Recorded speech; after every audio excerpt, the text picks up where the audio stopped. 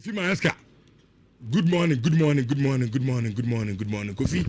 Na I want to say anopay Gabi mu stories baby I hate me pa ya me Manchester United yes say so mu delay Mazraoui Mbeumo ni Ahmad so me joining on more respective air countries everyone mo kobo AFCON no.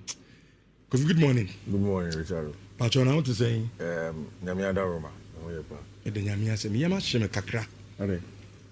It seems like me Manchester United no. You should have any solution. In fact, to put it in a proper perspective no. It seems as any plan. Bia say you lose Mazraoui, Mbeumo, and then Amada. You need to solve the situation no. Because they knew say AFCON ba. Omo countries are qualified to head on bako. This is what na wana de ni benwie na fe na so ne countries ne koka. Yen delay omo instead of on the 18th, ne mo on the 15th ni ade a. Me yema so me kakra. It seems as a empenifo no ya gia to say look. You need plans and plans na it will affect the team. A branch our players will be few on. Yemashime kakra. Yemashime pa. Still at the helm. Oh, what dey na? Your muki ken dem so mama me yemashime kakra. Omo kwa shesko ho. Ama do kwa dogu. Enye problem. I am Manchester near kan wase mu Kofi. Brand near kan wase mu. Nti e mo an show. To be honest with you. Me almost shock me kakra. Oh, nase Mazraoui kwa you guys Liam Martinez abey. Sure, Maguire. Born rich. But of course, they are important. So the club is just saying that if they can delay it for a week, now Bebana Afri number Ben Nan Ivory Coast Abbey Peter. You see, which will be actually interesting. Be Unana. Yeah. Obekaya Unana dear. Emma at a point, Cameroon for Nana be now problem. Which but about interest until Africa begins to continue to play our flagship tournament to compete with the clubs, which can we? So are you saying say? Yeah. In CAF and AFCON dating? Oh yes. I've heard arguments about climate and sunny man and senior. To say yeah, say do June, July, a huge rainy time. So that makes a lot of sense. But I think we need to find a way around it because we are trying. All those AFCONs, I think we played it along those lines. They are trying, but it has not really worked. But still, it means that we will have to fight them. January, it's all to play Anika day out. Understand the nationalistic conversation, but also to play Anika. So also the 1 week chain, 1 week a criminal. Oh, what do you call and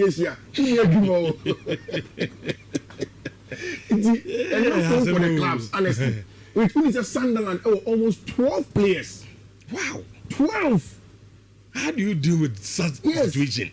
And when we date and coincidental and also there are 12 players who will go to the AFCON. Yeah, they are like you. And now, and Kofi baby, may know I are doing here. And now the bedroom maybe clubs with say Liverpool, and the bedroom maybe on person. Oh, they be very careful in buying African. Unless for talent needed. Time I will hear no pan is over AFCON.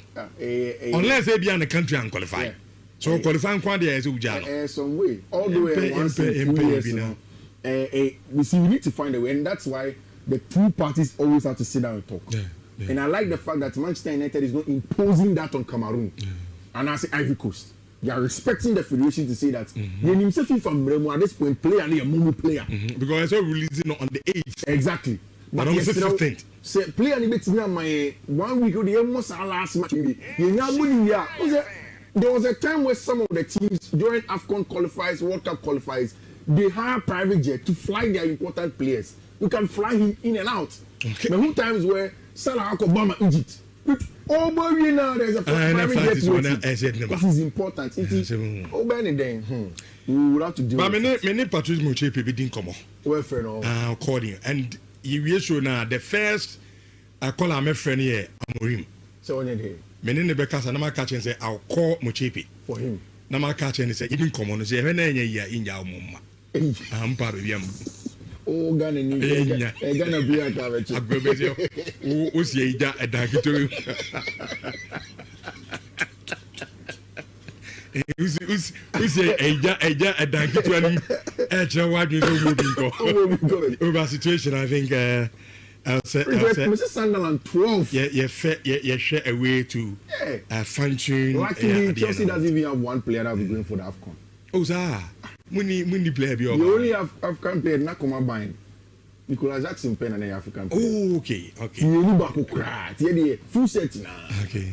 Mulu senior man that the money at the other. Here the Boko. Now, Kofi, before I go there, we preview near the no. And then Saturday to the rich me should ever to phone a crack. Me so we there me question me na me bisa. I say claim my day because in Saturday you be able. Oh, yeah, sir. Kopama situation, your man games are more play. Yes, sir. Real. We also them or the hunt on my children. You movie be that some person will catch today. What is story now, Maresca? Maresca say how much be 11-12. Or the one Unya call from Chelsea team doctor. How much 12-11 the team doctor nya from there as a nya the papa. He does say obi in the reco. And now say police achieve me. And now of our corner. Of our corner team doctor say Kopama friends CA and the two the Kopama almost recovered. And like Daddy and they were saying the plan was to ease in slowly. Which of our corner team doctor say Kopama friend sa and you may 11-12 no. Say sorry Coco Johnson. Now sorry Coco rich. The nine Coco Nuaro. A bob baby a sunity a honor a prat to a it's a game necessary to borrow Barcelona match or subsequently Arsenal. On your show, no sort of generation no say man the reason is hard day. No so Kopama say preview. It's the way Enzo Mares can manage and now press conference now.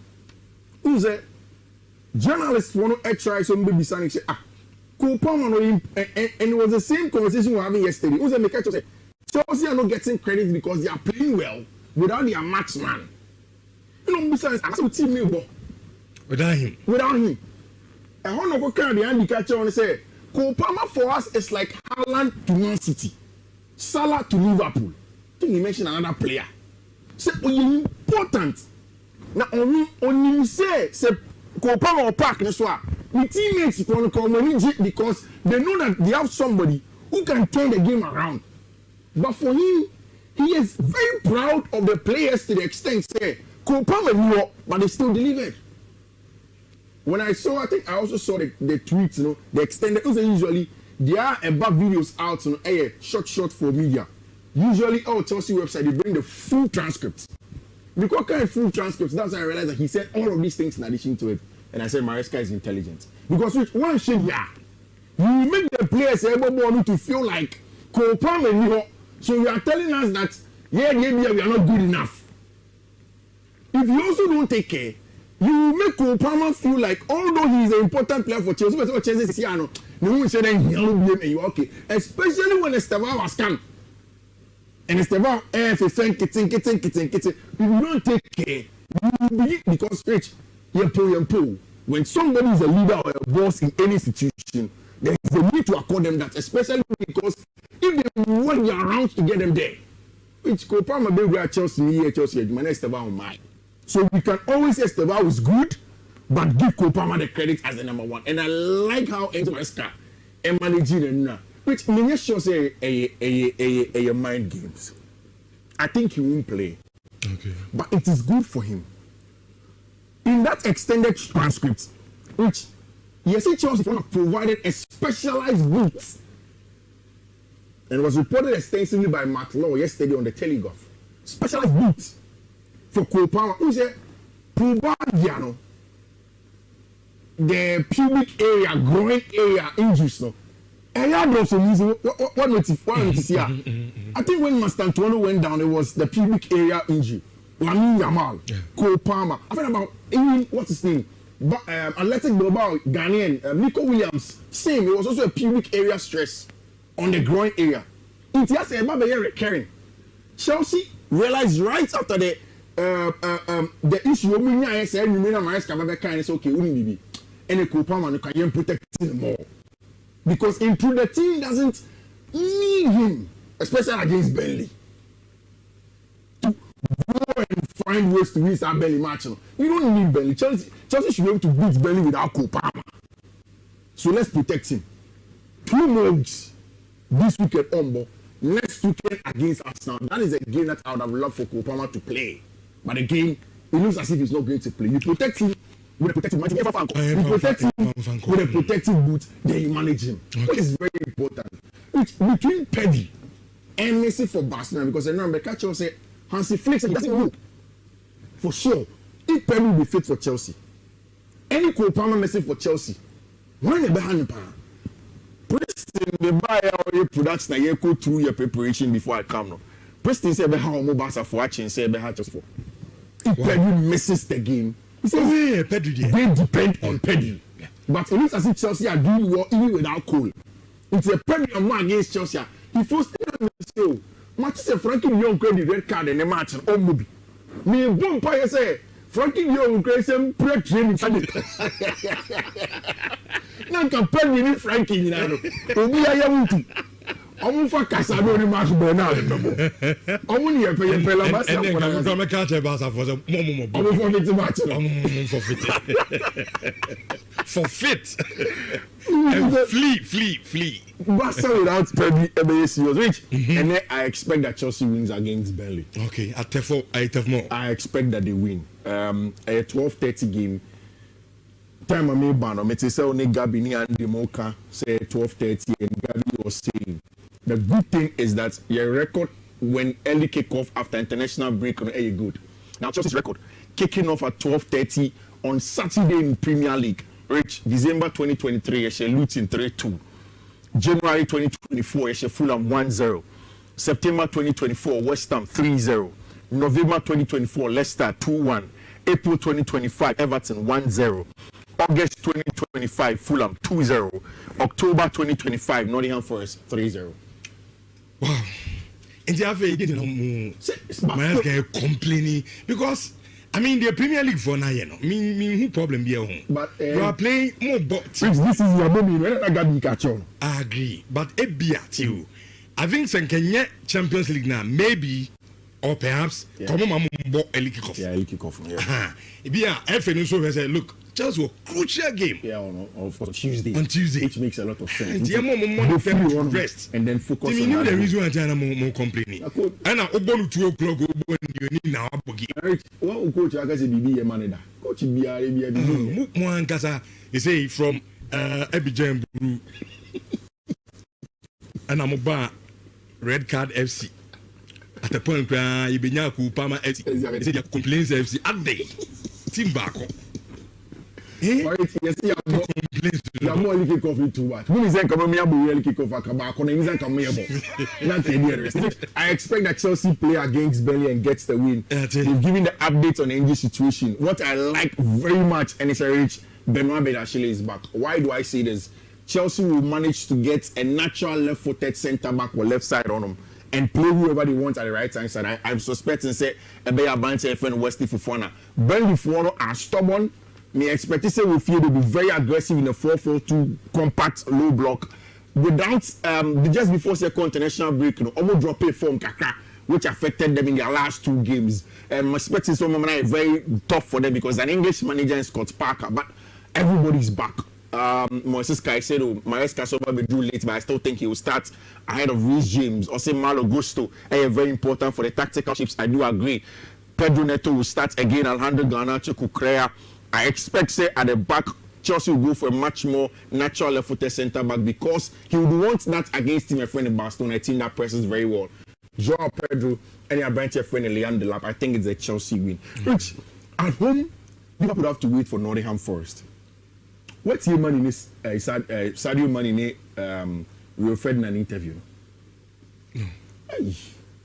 What was saying? Sadio Mane said the former teammate Virgil van Dijk in the ranking of top centre backs in the Premier League now. Rio Ferdinand is better than him. There are a lot of people who are saying that. Rio Ferdinand. Yeah, Rio Ferdinand from Manchester United. Manchester United, yeah. Exactly. And why? Very Van Dijk. Van Dijk, yeah. In the top 2, he didn't mention it. Wambo Van Dijk. In terms of the best centre backs, no, the first person he went for was Rio and Vidic. I'm even surprised because he didn't mention John Terry. Really? Yeah. You say they're not rating anything. I don't know. Say me and me. I mean, enya DB be kase. Quite of fast so free. Liverpool intina. But and also all of a sudden has all hate to be. What's the problem here? Sir. Yeah, he spoke extensively about Mohamed Salah. Or say no cre. E do maybe na opeso she. Salah super so she. Na ade ba ko na boom was a branch friend Bobby Firmino. Okay. Also na Bobby Firmino akwa say entene. He was the salt to balance both of them. Bobby Diono fan who say Edumemi e ka say Bobby Diono no he works for the two attackers. Bobby Beye Jumana pressing. He mentioned that there was a game that they played against Burnley. And then he broke through because that Salah Nyamo on passing. After the game, he scored, Salah did not score. No more call back into the training ground. Salah ban one the chain. So that's Salah through so ban chain because Salah in the other fan. Now Salah ban okay, oh, me problem. Women who say crown up a goal scorer, highest top scorer na the other. So pa, meet me and bow with assist.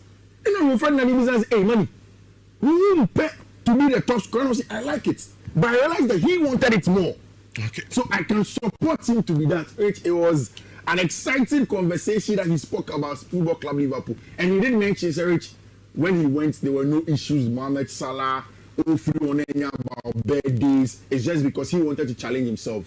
Now the real argument is whether or not that's true or he wants to be diplomatic. We will never know because unless Ukushia Sadio Mane no catch us a person here. Rich, it's Nottingham Forest for new manager in Sean Dyche going away to the Anfielder. Ubegitike has been speaking about a lot of things about club, no? Which Mohamed Salah ebe making his 300 Premier League appearance for Liverpool this weekend. The fifth player to reach such a feat of honor for Mohamed Salah. Absolutely a legend for Liverpool. Of course, Liverpool are expecting that they will have Alexander Isak back, they will have Alisson Becker, a leader at the back also for them. It's a game that Rich, I don't have any doubt in my mind. Say Liverpool against Team friend in Nottingham Forest. Now, Rich, and now a very, very important game that he's going to play against Manchester City. Now, who should Italy know we matching? Yeah, I won. Rich, Erling Haaland is something. Now, I could tell that his club teammate goalkeeper, Gianluigi Donnarumma, who says, now after you're on opposite sides. Now Abraham are prolific. Yes. And maybe this time only one team. No, the other side. The other side. Now Ubeshiano. Yes, Brian Cristantemo, any Giovanni what's his name? Mancini. They were trying to rile up a friend is Erling Haaland. Goalkeeper what's his name? Gianluigi Donnarumma. I call the centre back so catches a Masamunyai. Calm them down. Wait and check. That's when Haaland started to score those goals for them. Today, they are reuniting for Man City to play against Tima, your friend in Newcastle United. I have not read the transcript. Is this thing true from Pep Guardiola? If it is true, people should be very careful. But see, the real season starts now. I think so. Is it the team Nafena as a take shape? Yeah, or see as a pikiba. You best start saying your online juice kakra be and your now available. Yeah. According to Pep, no see your international be buy your break your ba or see season half in starting.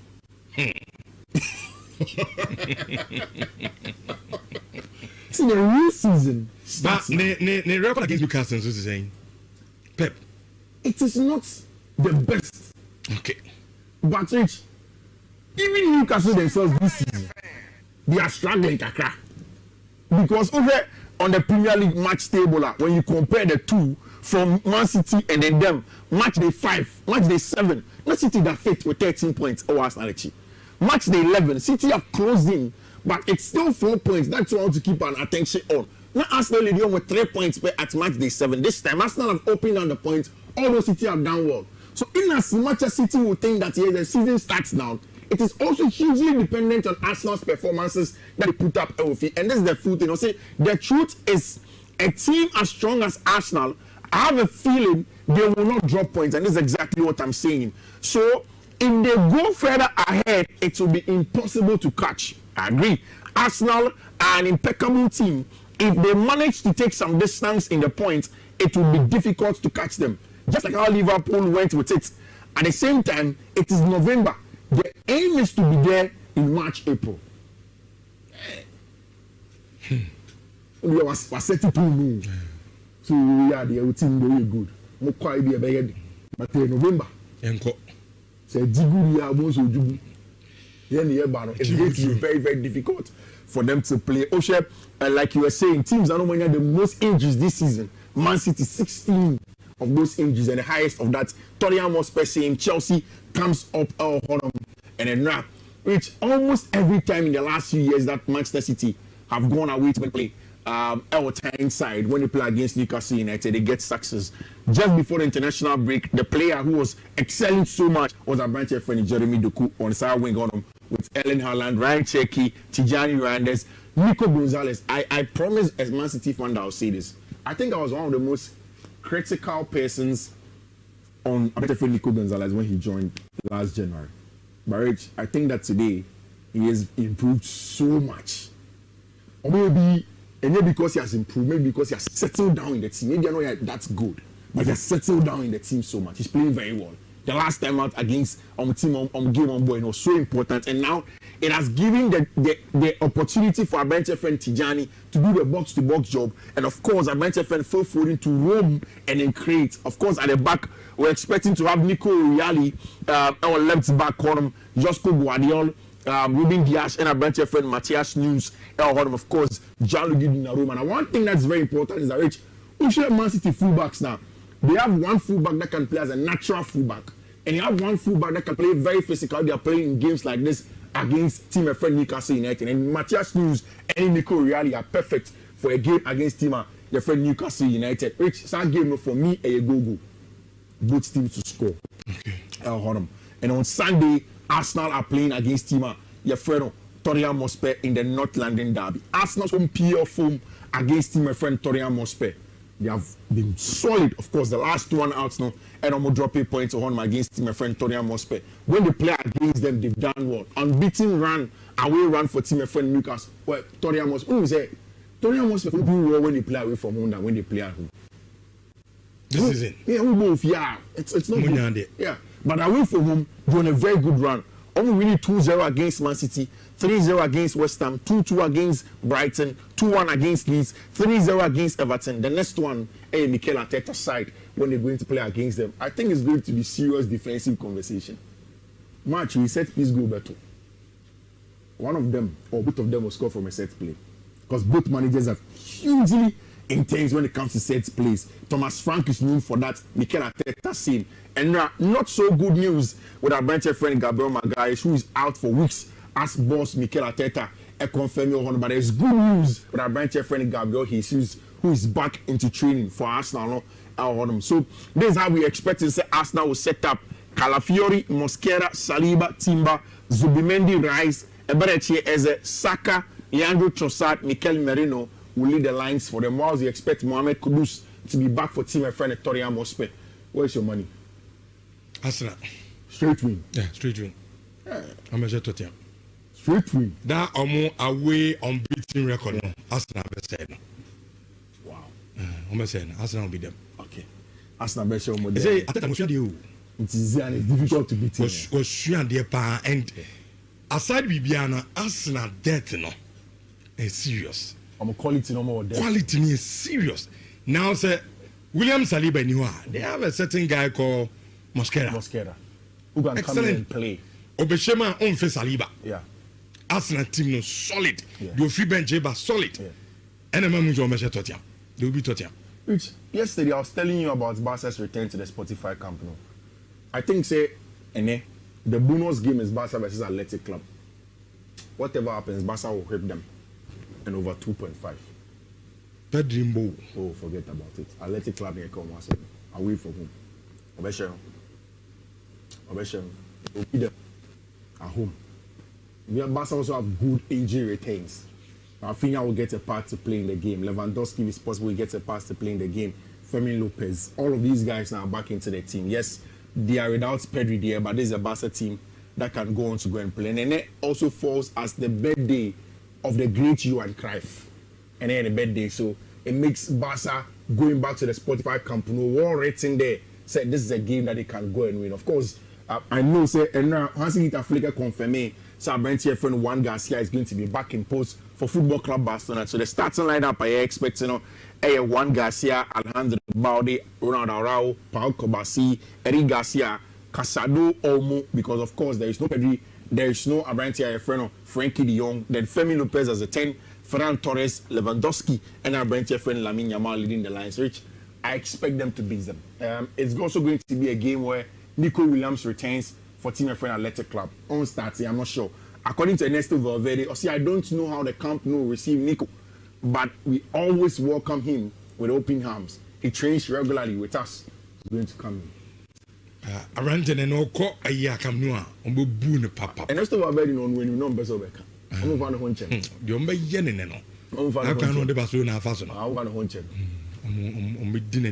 On the moon of the Baza Fason. Yeah. These cows will be doing. We have fun for baby. I'm sure it's an Abranting situation. Media, that's I think. They had to pay. It was a simple issue of pain, and we also know how difficult how long it took for other teams, other players to get registered. I think I reached some match near the bonus game. Elche Real Madrid. Nah, you said the Milan derby in Elche team in the last few games at home, they have been very stubborn to play against. And Madrid, if one just before the international break, their results were not good. They went away to lose against Liverpool. Then they came at home in that draw against Rayo Vallecano in that mini Madrid derby. The good news, obviously, is the conversation around Vini Jr. because I think that he's an important player for Team Friend Football Club Madrid.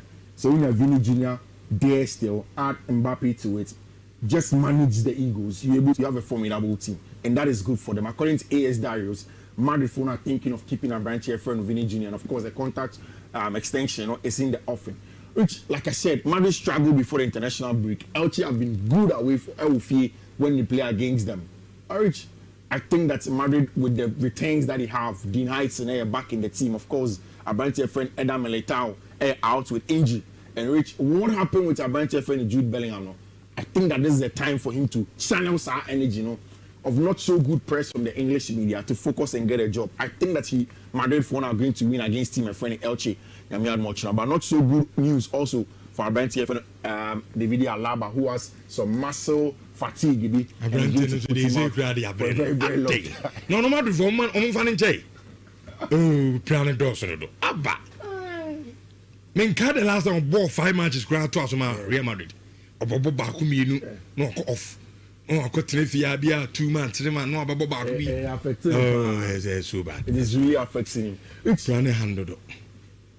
The Milan derby. Yeah. What do you think it will come down to? Oh, is that derby there? I mean, always a dear about here constant. Yeah. And yet, ding, will be up at the bragging right here. The idea assured of a cards. Yeah. Yellow cards be soon, probably it will be a red card be so on. But looking at the two teams, but already 2 teams in India. Come here as I said, Milan, Syria no season no near me kui. Inter is doing because of the experience of the coach. Both. The coach and the experience of the Milan team. Both. And when I'm here, Calcioland podcast, and my go-to podcast for Italian football. Of course, Spotify, Apple Music, usually can find it there. And I was listening to James Honeysuckle, and one of the things that they were very emphatic on is the stability that this man has given Milan, which is a branch of friend Maximiliano Allegri. Very, very stable. And of course, La Gazzetta front page that said they speak about Modric. It's the calmness that Modric has brought to the team, and that's how I ask you about experience of the Milan side. Because for me, I've said several times, I've not given a lot of credit to Christian Kivu, and he has proven me wrong a lot of the times. And because of that, that is why you still give him a dog chance in a game like this when he plays against team a friend Inter. And because of that, on the top of the talents, whether you like it or not, Christian Kiwi from where he came from, the job that Simeone Inzaghi did, I still don't think he has gotten there, but he deserves a lot of credit. On the top with 24 points, Roma seeing Milan 22, Napoli 22. Now Napoli so a difficult game against Atalanta. You have appointed a brand here, Ferro Palladino. Now Palladino, if you follow Italian football, he is one of the best brains in the Italian game. Solid, understands the game, tactically astute, and also an excellent manager. From the days at Fiorentina, Bologna, he understands the game so well. It's Napoli a tough game. That is what makes this Milan derby more important to Inter than it will even be to team their friend AC Milan. It's a game that I think that comes down to just a few things. It comes down to, like I asked you, the tactical acumen of the managers.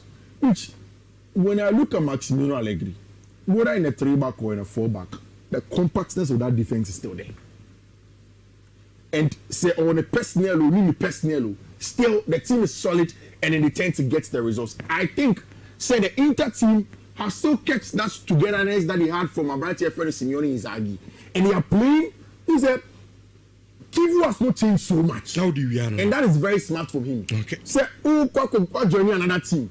Match this year, you don't change too much. You focus on it and make sure say the results now. In the possible lineups, you're expecting Johan Wojciech, the German international, Bastoni Akanji as the back three, Federico Di Marco, Zielinski, Calhanoglu, Barella, and Abrante friend Augusto. And of course, Thuram and Martinez will lead the lines. While we expect Tomori, Gabia, and Abrante friend Pavlovic, Salamikas, Fofana, Modric, Rabiot, and Abrante friend Betagzi. Of course, Leao and Pulisic will lead the lines. I think it's a double chance for team and friend AC Milan. I expect also Napoli not to lose the game against Atalanta. Whilst Fiorentina, which is purely any team, any Abrante friend Luciano Spalletti game, away in Florence. I expect Juventus to go there and at least a double chance. Como game and over 1.5. Jamia and Mochina.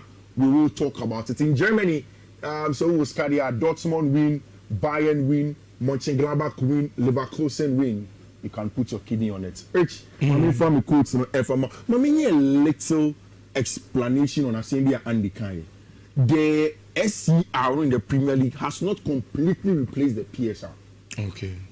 The SCR is just about say now whatever you spend. First, on the PSR was based on amortization, revenue, and stuff like a lot of things. Now it's about player cost.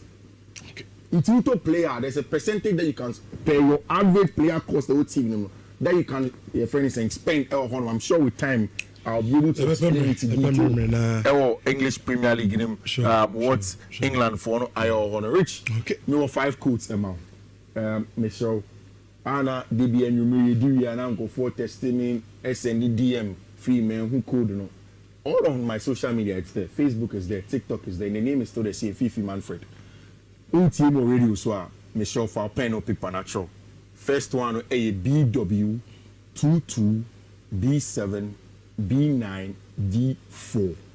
Second one a BW 22 and sweat me aboye pa na ye nin koba kakwe na ye we de we niam asi eko na anano pe de tenie yes be 15 years ni wo pe players o mu go so se a year bi a calendar year bi o mu go so se no me pato o mo de ranking e de aba the last 15 years na wo be de say about 2 players pe ana test o mu din dim tintiman ye pa enya de a wo be hu players ko american wo mo maka ne wo mu de beta it's all about be 2 players pe ana test o since the last 15 years, reporter men come and so any from 2010. Since 2010, me pato calendar year biano nano da 2010 player or head goes to do pano Lionel Messi 60 goals and 2010 pato Abrante essay we have a Cristiano Ronaldo 2011 on also by 60 goals no say Lionel Messi back 2012 Wababa said 91 goals in the calendar year. Cristiano Cristiano Ronaldo about 2013 about say 69 goals. After Cristiano Ronaldo 2014 we say 61 goals. And Cristiano Ronaldo 2015 we say 57 goals. After Lionel Messi about 2016 we say 59 goals. A Hurricane and so about 6 and 2017 in Timpato the first time Hurricane at Sampa goes to say what him say pano 2017 we says 56 goals. And Lionel Messi back 2018 we say 51 goals. Lewandowski and so first time up here Amobia who saw him goes to Sepano 2019 Nyamiani Abantene Baba ya twaso biensa in fact 2019 we say 54 2020 we say 47 goals after 2021 we say 69 goals and killing Mbappe and so bar system Mbappe ever system in goal scoring and so year 2022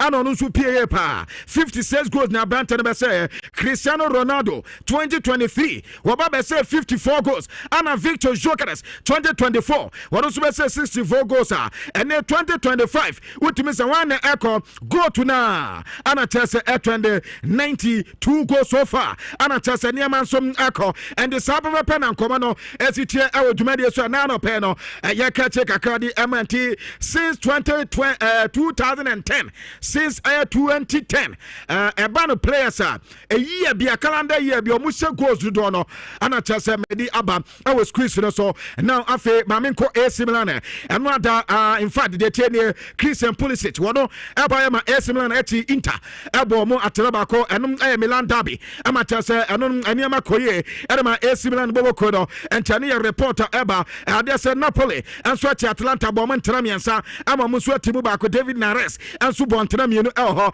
ama Blanton de Ireland and so abo adwuma kamenti and command so enie ade say Fiorentina any tufe and so abo 1-1 elho and ye game atota afa ade say AS Roma wo mo so Cremonese abo mo ntena miensa ama mo so timu ba ko ti sha Roma bobo kono eba league log no so 27 points and the club mo na LED our Charan Serie A the otosumi no AS Milan bobo ko 25 points at the same points as Ukra Napoli wo mo tosumi ansa 25 points and after 24 points Ekwa Inter wo mo tosu 9 and wa benya Bologna wo tosu no with 24 points it no kamia say okọ Serie A na their points no abobobo society and so ko back kan na Paul Billy Pogba back for AS Monaco so many years near since 2023 in the month of September Abranton obon the last game bepimne after Abranton Samba Baka one some abesia kind ama AS Monaco Boboko no and Timpato Popoba back now players and Abranton upon the first game after 2 years in here one Sunday master decided man no and Yansam Kotwa and the French footballers sitting in the camera say akasifo nyina obia and some pay tribute at the Abranton no at so mo mana kwaba so no so back into and yankoba kakwa so etota awotumade so na yese made the four call omo general assembly na omo general assembly na omo call no anata so omo yeso mbe pay tribute at the Amadiogo Jota woni ni nua aye Andrew aye Silva kwabna say made the four ekoyin for ina yese yankogo ya made the four koyin for yin fufo player watiase onu enwu ye ata so sia kan ma esebobo ko no player ni din ade Andre da Silva kwabna onu no mu koso ye insan ko modi Abranta ni dedi aye Diego Silva mum edi ne picture beba no ana teso modi Andre da Silva ba ye ana yase atefo ni we no say na wo tambe na wu ya madri fo he edi wa to screen so ho mu pay tribute edi ama we but o madri fo na ba be part so mo sra pa sabi nipa na ti computer no ebom computer na ye de beta nipa na to nipa na manipulate and to mo dia chopa edi ma Abranta ni din edi Andre da Silva ana fe out bobo ko se ja omakokodi samwane sa insa omodi eye Silva ebeba no Andrew Silva no omakokoso Andrew da Silva and to omodi ehwa topa ediaba ene ye de free Madrid akate edi eba na Cristiano Ronaldo mpato chairman internato no makato se Ronaldo ade o chipa yese we player na uji udin na ade ko no obetima ye bi anye obeba over take usisi Cristiano Ronaldo yese Scott McTominay akwakose go matese na no that Scotland game on boy and ye boy Branty abaso sa na another Cristiano Ronaldo akotwa bicycle kick and the boy akwakoto tem na enya sam ketwa kwa mama dwane e wo YouTube ne de mube in fact aye fe papa nia ye fa no Dan Base no Cristiano Ronaldo akwakoto be similar at say McTominay dia ne pepepe ana Ronaldo so koye entiama basobode nya kwade ma ya abranta ne dia Cristiano Ronaldo na mema refisa omo 4 goals na omo say no ade say Joe Flex nya go ansa na ade say Sadio Mane Ronaldo mu nyina Wesley wo mu nyina anso nya go ti anom aya de fi Cristiano Ronaldo akate ade eba ano na manfo bi say since Ronaldo training ya no and 2022-2023 season wo meant man league title no fence so man so 2023-2024 and also meant man 2024-2025 wo meant man but the question is this year 2025-2026 season no Cristiano Ronaldo also any Al-Nassr wo meant me ade na come say table na aya tese ampa Cristiano Ronaldo mu betimi aye bibi esa so league log na after 9 matches no Ronaldo ni team no pato wo mu enya lose bi mu modo bia 9 matches in a row ni nyina no win akọ edia mom 27 points and a Cristiano Ronaldo oni ni team no team managing Eddie Al Hilal and so etos me no mo 23 points inti anu ya de fi Ronaldo makate Eddie Eba Saudi Pro League man na no pe no ye kete de masisi Ronaldo ko no with him say 110 goals na no ada abrante na ekoko say in all time top scorer Al-Nassr no akabaye 10 goals per na Cristiano Ronaldo break his record no essence oko Al-Nassr yes player okra goals papa no and you 120 goals per and the cross player no Nidin Eddie Al-Salawi wono na ekra 120 goals and after the oka ho aya Brenten Nidin Eddie Hamdallah ekra 112 na Ronaldo say 110 and take 2 goals per na wa equal Hamdallah de no na afe woko so betimi eiko aya Brantani din ayasa lawinti anu ya de Ronaldo fi na katem adi eba ewo dwuma de so now mami quality ko man de na mini dwuma kakra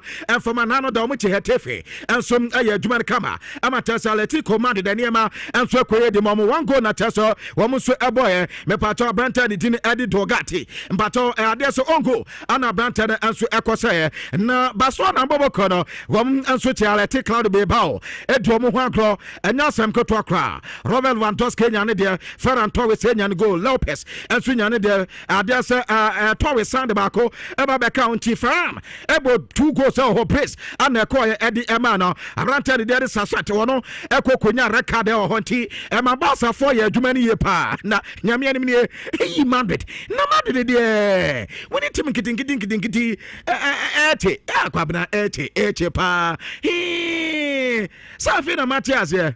Say te foi na mad the focus o mu players wonu na awi. Nti yes te foi ya na mo say ye. He player na de go jo tani mo be ka che say he player na awi na ne mo ntwe. Park ne so na be te se bi awufuo we he team no ma. And mo so mad de mu kwabna. And mo yire mad de pampi. Do mo yire mad de anya sem kotoa on the 53rd minute na Brantad din at the Fabis amatna kase. Na mad de bete on the 78. Ana tesa o mo bete na before then no not as there's a man hit near me pa on the 87th minute and Abranta the teen Adi Jude Baliam almost eba better man baby 2-2 and Gagrofano again home 2-1 and get bomb 2-1 and the Ekokoye 2-2 and your reporter about Jumadi Sisiano say na league log na STM Madid our 32 points Madid 4 Moya so Barcelona was 24.2 say 23.2 Kwabno Mateta was Basa a closing in Kakaka Baya be do 27 more. Sisia dem pato adia no de tenio mad the hour 32. Barcelona were 31 and your points will be a crowd and a Via will 29 points. The TNA Thomas party team no this is no more yard the power. Alatico mandate and so toss 9 one more 28 points and team and the Ria Batista 21 points up. And no ya de La Liga at the Eba Nankoma Meti as Zabi Alonso. Yes, it mandate the players and say Papa I'm a son approach no more head and just here. As I say almost so better team no I confusion corner Papa Nesete almost are there confusing in the game changes. changes almost omubo game no mu then you see very confusing and what you almost defensive setup no exposing so omo transit here into India transition yase papa na kwa fa so ball na niam header and kwa form tactically rigidity omo tell so pay we say omubo game na as a pampi o ma flay bia ma game no side e tia na tia as e gina fa ko afa key players no so omo so omu ro sada anya clear farm omo hu ro omu play say ne so obo fan no so fan here as omu hu anti players na as gidi omo wo el papa nim no as ya brase no your reporter if man da kate at the eba na according to radio station and no Catalonia radio mu ho atese your friend RAC1 kwabra RAC1 for tese Barcelona for say womu ma me trade was stand for video womu mane matna it is adwen say your cameras na ya set nti womu ba be training ni atomo akapta kwan be fa so esiaka kwabra sankrofo so womu zo mu nyada staff operate ade omu say na no da omu ma ne ba no as a header to two nsuo bi gu omu ye bo game na ye said that ma off amata say I don't know now moment ma hate no we dey omu ma ye sent trading dey tin time anya dey sankrofo be say Catalonia for bo na me so mboa nti kwabra reporter everyone me dey ba na salami yama ana eno adan central for in fact 2 days ago central for ekobi sanse na chama mo ko ba Chelsea na say na feelings ni sitie and also what it set us of boys in say omo train Barcelona omo so prepare omo de kwa kosia Chelsea for enti atena that dey ene ekubeti aka e be gadindim gadem enya sempeto e was Stamford Bridge no ene say bebu o say be sini fufu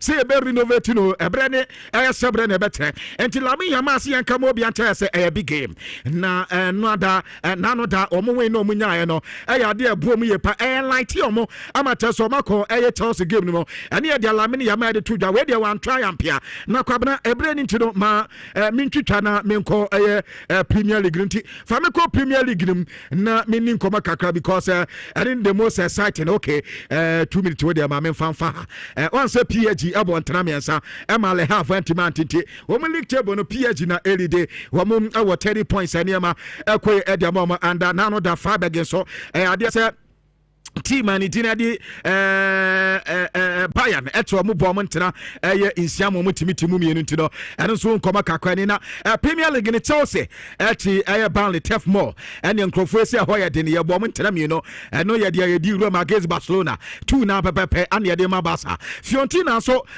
ye cancer Nottingham Forest kwabna nkrofo Liverpool for na ngaza minim so ma ye Nottingham Forest bibio last year ekomepe na this year so pato de tenie ntena miensa ana teso medi ama team no ana Brantford de ebere tiese wono kwa hat-trick wono edi 3 goals edi ama team edin edi Tottenham Hotspur Brantford de Leandro Trossard na de bako ka na sisia no ba be the 400th player atese in the Premier League awabo hat-trick and to teams Premier League no sisia no ade say 400 hat-tricks name one player otoso 23 Mr.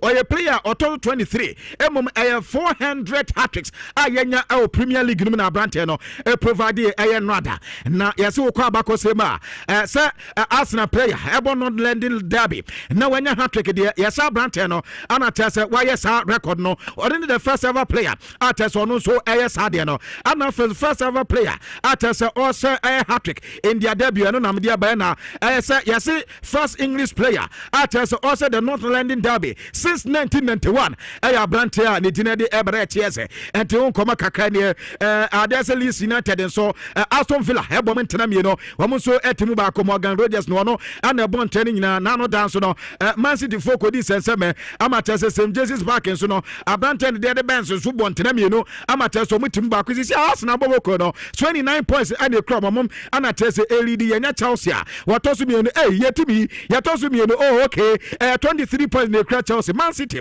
atosu mi ensa omo 22 points na afi yenya Aston Villa omo tosu 9 omo 21 points pato Crystal Palace bobo kontosu num omo enso 20 points eno ye reporter eba na Manchester United enso ebo omo game reporter mate say Manchester say Antoine Semenyo say obaba besia kan dia omo de akwabra omo chese jersey number 24 no he no omo pepa ho de ato ho omo de beba Brantford enti ɛno yɛ deɛ free Manchester United akate ɛde ɛba ɛwɔ dwumadie so yɛn nuanom agya ɔmo mo Champions League kyɛ sɛ ɛne kwankro bia so sɛ team bi ani hɔ obi ahɛ nti we deɛ ɛyɛ motivate ndem ɔmo sɛ ɔmo so bɛhɛ ne mo ntima ahɛ de akɔbena ɛne ɛsɛ mo masɛba nti mo mo poyin baby amoda dia obi entumfo yɛ futuo de ma mu ntinom ɛnom nso yɛ nkɔba kakra agya ɛtodwa yɛde nkrɔfa man so nsɛm no ɛdi esianim sɛ na fe yɛtimi aba fe na yɛbɛdi nkɔmɔ bɛta inshrabodo no eguso ɛtrɛnde inshrabodo mpacho wonim sɛ inshra fam de fi tete ana yɛma ayɛ nyanka oni bie ama obi timi asere mpacho deɛ kyɛ ne sɛ edu ɛyɛ yie bia sobio wo deɛ won setimi ko ano wotimi tɔ ama ebi so obi so bada abofra bi wɔ hɔ a wɔ probi ko beto bibi di ama no onya ano ntini ya kato sɛ wɔ kakrawa no fabra bɛka edie wona fe yɛmfa man foforo no so afi mu wɔ mani enso endi ye pa ano ɛyɛ inshirabodo ana kyɛ sɛ yɛde ɛma sɛ wo de ne wɔboa no ɛwɔ boa mu a wobɛtumi ɛde aba inshira fm ha na sɛ eni boa mu nso na bia pa sɛ woto ɛma ne yɛ ɛwɔ mobile money ampato number sɛ bɛtumi asɛnde ɛde afa so ɛyɛ 0550 akɔse nyabotre na Inshrabodo ni hiame. Okay. Yeah, hiame pa. Ade anka mambo na mani wie. Oh, there be say minu nyina 5 and 6. Okay. We are na afi ma akwete na ukọ. Matias. We de nyabote me akwete amu akọ. Mate. Unyina da ka ne mu nche. Mate. Ati for reason ti am pese de to from ne ka asem no enie. Giving. O ze ta ka se nyame na de che. Aha. Obu a nyankopon bo no de giving e che no. Nti se we ya de da che obi a onwene ho sankofo no nso no de bia skampo mo nsem ana ye kan nhyira nye sika nko a yeah so what I say yeah obu ha the whole of the year nhyira betima your favor nhyira betima ya se akwanhye e pare wo nhyira betima ya se numi e fi wo so enti nhyira no eba forms ni be so enti given ya de anipa bia no se opese nyankopon ehyirawo kwan bia so a so ma giving ade a ehu hian okay and fan show team so giving the say nyankopon de che enokre na enso se nso o ma ne be ade a e betena hu e beboa wo so enkenka pa ne oni bi so obi obibi na wo sa che ne bibi ka ho amenka se nye eye be no ne anan nhyira no nche da nye yisa te so obi a oni bi na wo boa no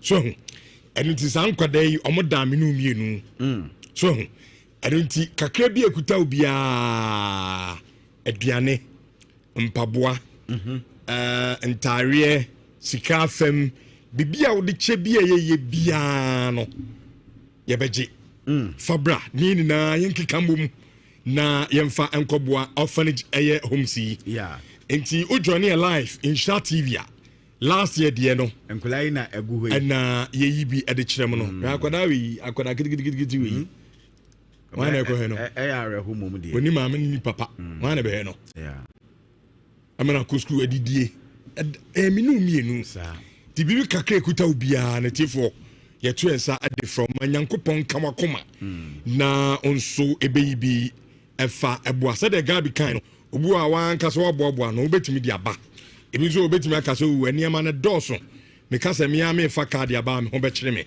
o de ebasa me be ma o number bi no afrɛ ye ne ebetuka ade abada ya ba be gini nyina keka ni nyina bum na nkyerɛ fam ye nso edi bi aka ho ne de akoma the various orphanage homes amom so bro nyan enkoda yi ese de atimi abomanim me patro momo line no medi nka kyerɛ mu sɛ o send sika na edin no betimi aba mienu edin no mienu emu bia beba wo de no so no enye wrong me patcho instant donations all send this kana number ni nie 0550 068822 0550 068822 o sendia me patcho di beba no is either say ebeba instant donation ana Clement appear emu bia beba bia no patcho enye wrong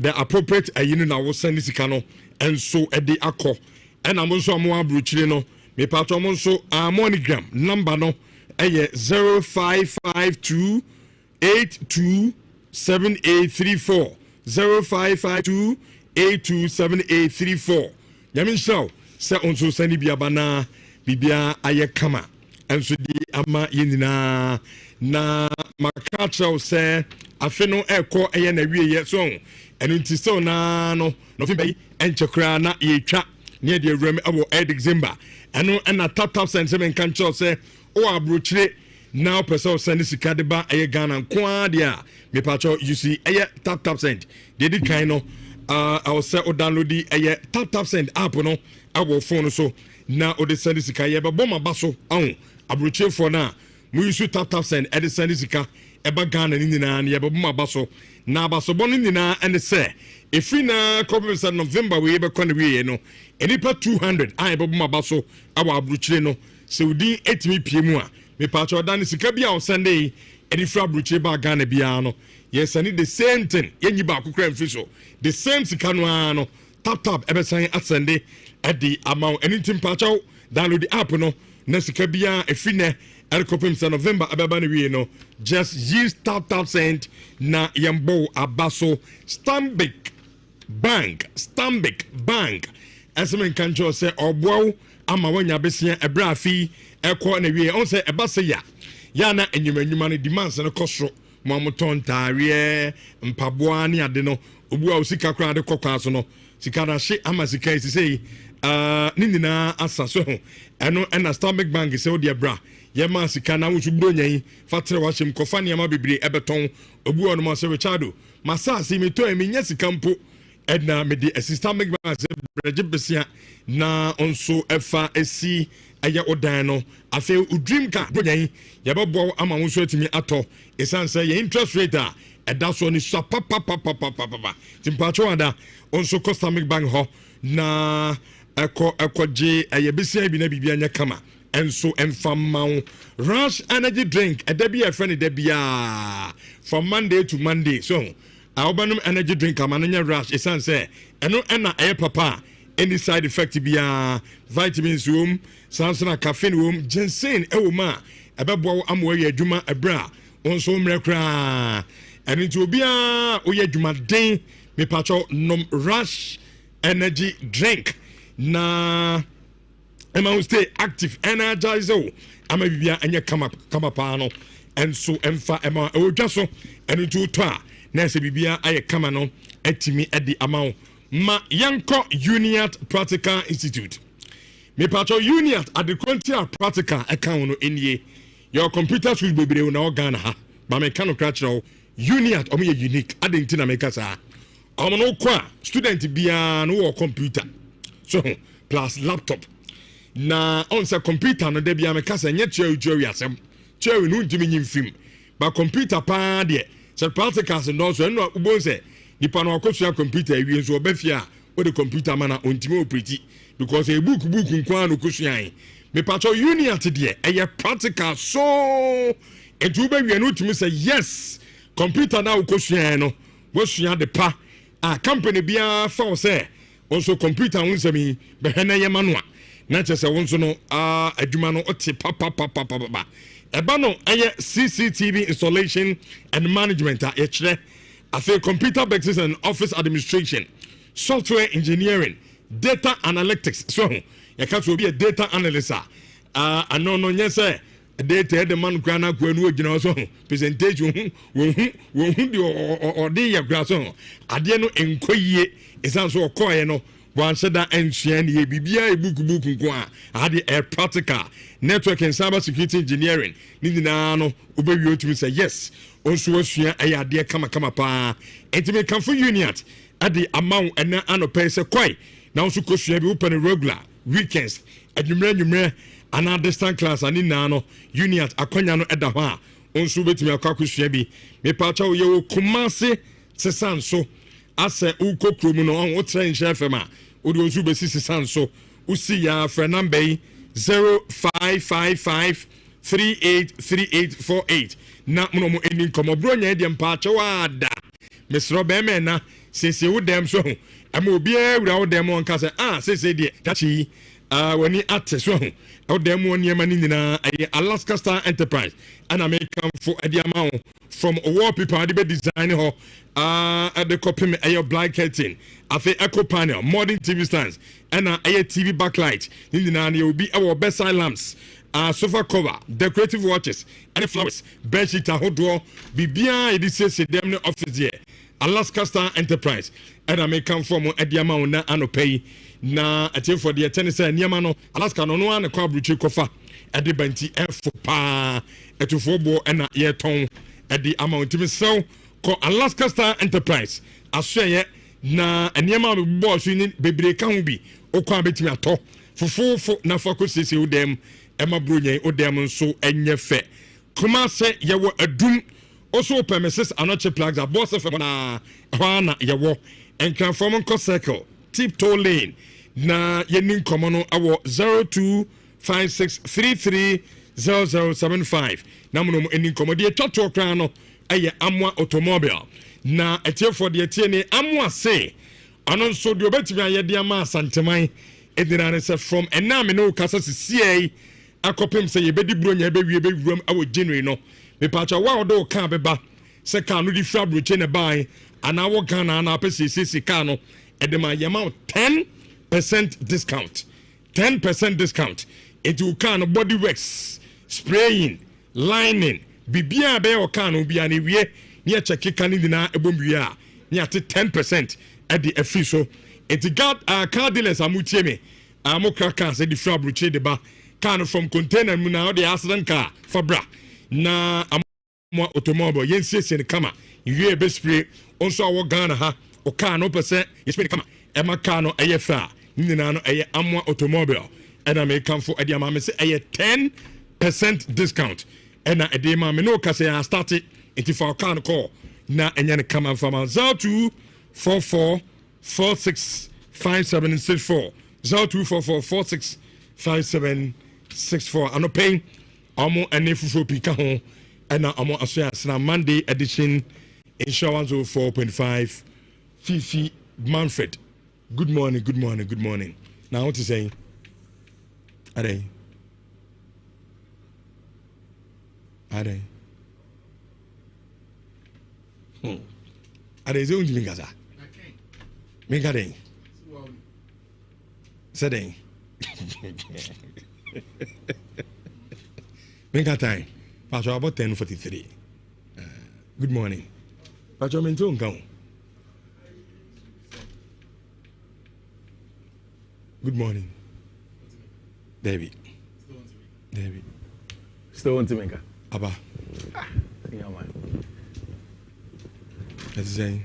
Go here, pa. Someone's away. Yeah, me go so shine. We are very fine. Remember they won't cry anymore. Dr. Kofi here. I'm a mentia Dr. Kofi ano paying. One of my best friends name him baby okudi ye no. Ona ompe. No one hame. Dr. Desenko ye Manchester nia. Kanope bia me ko nfi akọhoro ne cars. Enya possible. Esi ni niema.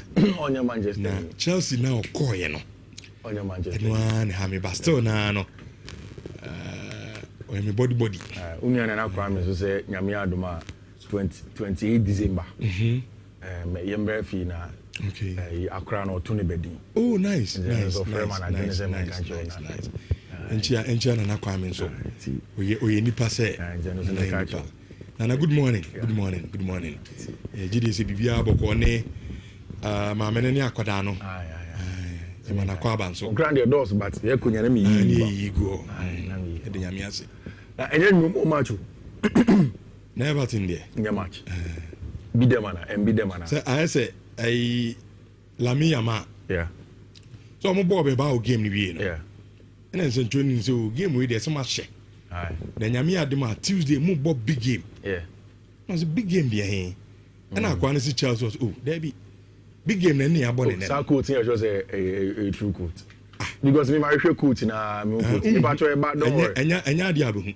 Ba coach na me hu. And I'm so Mo e chose mo miss coach la me. Yeah miss coach no he. Okay. Yeah besides a big game name Basu Tuesday. Aye. Against Chelsea no Chelsea game no enya big game. Okay. big game ni abone na ya shefo no. Oh, okay. Ase mo de ni de boko azentafo awo no. And that form. Yin ko. Na wa woda. Umbu bibiri jine. Again ni senior. Pacho eba. Why? Senior, pacho eba. Eba why? Bemena. Tafata eba why? No, Obeso baka no obeso beti you so. Yeah, juba. There is Safoso obeso beti you so. Obeso obeti you so ache. Eno we nyina na enyim mu me. Mo fanto e Safoso no obeso beti you so. Safo ene de wa beti you so. Ma mo beti you so. And Safo is superstar. Furu man. Furu is senior man. Ichia Furu. Regina, we expected that Arsenal will win the North London derby. Let me catch you. I told you. But I knew, I also agree with you that they were going to win. But did you expect it to be this easy? Yeah. And Thierry Henry say, when you look at what Arsenal are doing now, it's not about the process being they will win the English Premier League. Thierry Henry say, it's not about believing in the process anymore. It's happening. So I'm betting, you know. I don't know. Is it not true? They have strengthened this season, no? Is it not true, sir? Afi and Netflix, but Arsenal is going to win the league. Oh yeah. I think that Arsenal have everything lined up for them to win the league. One, players who have formed a unit, which say, who person win English Premier League now? Apart from the few outliers that we've had in recent times, Leicester and the likes now, it's a process. You work for it. And I think Arsenal are there. You see, what really made me believe that Arsenal are there usually, McCann said, there are a lot of huge scientific things about the game now saying, but the trivial emotional things that usually make the difference. Which, look at the tifo that Arsenal presented before the North London derby. A huge tifo of Tony Adams, Thierry Henry, Odegaard, Saliba, Saka, literally telling them, say, we have come. And we are there and we are going to win the English Premier League this time. Which everything was spot on from Arsenal for in terms of preparation for the game and playing well. Toria must pay this season. So I'm going away from home. Now you see I'm record now away from home is good. Because they don't seem to open up. Almost at the shop. No mama na be getting say wo be show. Which Arsenal knew that that's what Tottenham was supposed to do. As it my friend here pragmatic. Especially with our away games. Nobody wants to go away. It is over can Saturday no be sam na man check. Yeah. I told you say a easy win for Arsenal. Yeah. When they went there, Arsenal did what they have to do to break down a team that wants to be stubborn in the defense. Over 4-3-3. Eberechieze as the 10. Then they have Leandro Trossard more inside. Left is a branch friend Bukayo Saka on the other side. Then what they did was that a lot of consistent rotations. You see, sir, they can rise up or up in a certain pocket. The next time Ubo wants to Bukayo Saka a keeper with no, then Mikel Merino was given some level of a false number 9 to drop centrally, overload the middle, and also build up in zones where he has to be in. So it was total dominance from Arsenal, and Torian just did not come to the party from the blast of the whistle. It was excellent Arsenal. I don't know. It is one of the reasons why Arsenal is one of the most dangerous teams in Europe today. Because CSC on Kangum, almost 90 minutes aggressive defending zonal, on defending our spaces, they are almost near perfect at it. Not only 1-0 with a set piece of Obeyobi. When you want them to open free flow, expand the game, pick up pockets, rotate and find spaces to hurt opponents, Mikel Arteta and Manchester are also as good as that. And Rich, on the night, it was one man Eberechi. It was for Eberechi. And I think the dream of coming to Arsenal was beautiful enough. Which Eradi will be real true in your story, no. Imagine if at the end of the day, Eberechi wins that English Premier League trophy in the season when he joined Arsenal.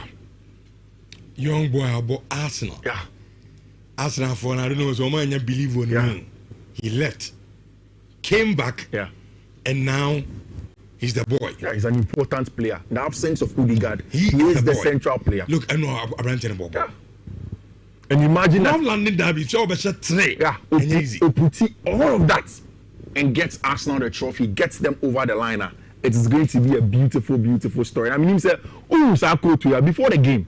On beside Thomas Frank in contest, and I repeat in contest, say about Arsenal players don't do Eberechi. Thomas Frank said, "Who is Eberechi?" In a couple match in Eberechi, showed him who Eberechi is. I see. And then Eberechi really delivered, showed masterclass in his performance over there for team friend Arsenal Football Club. What it means is that on top of the English Premier League, Arsenal with 29 points, Chelsea the second with 23 points. I'll ask you a specific question with Chelsea when we move on. But now Man City echo away to Tyneside, and then they lost in a long time game. I know Muntai Lusu our Tyneside. They lost to team I friend in Newcastle United by 2-1.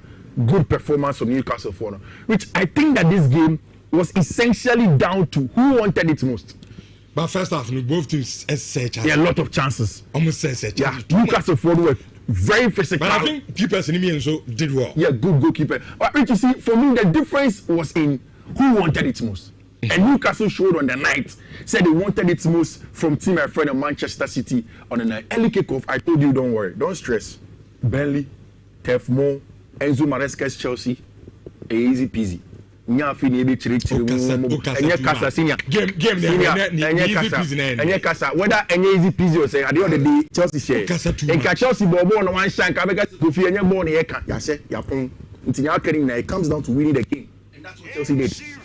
That is what Chelsea did. If you get a chance to be a coach, now you are tactical touchline. Not only San and San, now wins is San. When I said he has done the job. Mami Nyama analysis from the time Musa. Chelsea early 2-0, and Takashina oyen. Takashina mimi yeche. Not Takashi odi kanya. In the second, when they news, Chelsea the second. Liverpool to play 400 million this season or the 11th, and on ref Minka. Get the second. It's in Yankee Asem. Yeah, can you Premier League now? We ask now for my team on go Chelsea. It's and only a Rebecca. Any analysis. You say 2-0. Burnley. I want to Kofi and to Barcelona, Burnley there, and on Becca Drumna then. There was no way Burnley was going to beat Chelsea. There was no way. And I'll tell you, me. I've said this before, I'll say it again. There isn't a single manager who would have done a better job than what Enzo Maresca is doing. And your Chelsea now, you have bought 1/3 of the season. 12 matches, almost 1/3. Chelsea the second. With a season without Cole Palmer, a season without Levi Cole, make sure you're Chelsea near team, enjoy it. Don't let anybody tell you say na your Burnley and na Burnley for the sake. No, enjoy the moment, because Chelsea target is not to win the league. Enjoy the winning that you have right now. When it comes, you enjoy the good times that it comes in with. It's milkshake game, no. I realized that the game was too tactical for my liking, but it was also one of the reasons why I reminded myself, say, Maresca knows exactly what he's doing. The man we say Chelsea played this game and refreshed all of the players needed for this week. Chelsea called match Oja Wesley Fofana out of centre backs available this year, he is the best and senior most Oja Ofi. Some of them come belly. And Obobo tossing Andre Biayo and Chaloba. McCann several times said Chelsea always struggle when he play Chaloba on the left hand side. And Obi will tell you in the first 20-30 minutes, Chelsea was struggling with possession. Most of the times, Mark Kukurea will invest to come and play in the middle of the park to come and receive the ball. It wasn't working. Now, I brought your friend Andre Santos and Kwana as a 6. It got to a point Enzo Maresca knew that no. I mean, dropping Joao Pedro, not Joao Pedro, and Bramber dropping receiving ball. Then Kukurea will push up. From there, the game began to open up. The game went on in the first half. A good goal set up by Branch friend Jimmy Bino Gittins. Goal scored by Branch friend Joao Pedro. And then, of course, game by Pintinga. In the first half, I was worried. So, you need to kill off the game. And kill off game. No? Enzo Maresca still decided not to go on with a Branch friend Moises Caicedo and Manam Bobby. Half time, he took another risk by taking off club captain with James and then bringing on a Branch friend Benoit Bediashile. Later on in the game, took more risk. He up by 1 goal at 85th minutes. For best DM on Bambam close match. No? He decided to throw on Malo Gusto to play just a few minutes. And only Gusto buy. Then brought on McGill. Then the Spaniard from the La Masia made the difference on the night, setting up a branch here friend Enzo Fernandez. For me, that was a good game at all fronts. Resting Caicedo, getting Wesley Fofana not to play, resting with James for 45 minutes, not resting a branch here friend Estevao Willian, going away to get 3 points in a weekend where Liverpool, Man City, Tottenham Hotspur have all drop points, a 6-pointer for Chelsea and a very good one for them. Chelsea that's second. They say me can't same way. Like I was saying, Chelsea here, just enjoy it. Don't worry yourself with any other thing. Enjoy the moment. Chelsea sham wedding. Just enjoy it and go. Which who Andre Santos? Hey, Kofi. Pachom to maybe. How to maybe okay. Hey, you make it just them. With the ideas is having okay. Me dem asete ba. Eja meeting ya mobra. With the ideas. Jo mo ma bobra kasa me dey ko kan. This is so ma me tram baby. But any chance invite me there. Who Andre Santos ana? Me invite him. That kind of me invite him. But who balance them in front with the name? Me trim. Who Andre Santos? Pachom me who no. How did you see the boy? I said number 6. He was the man of the match.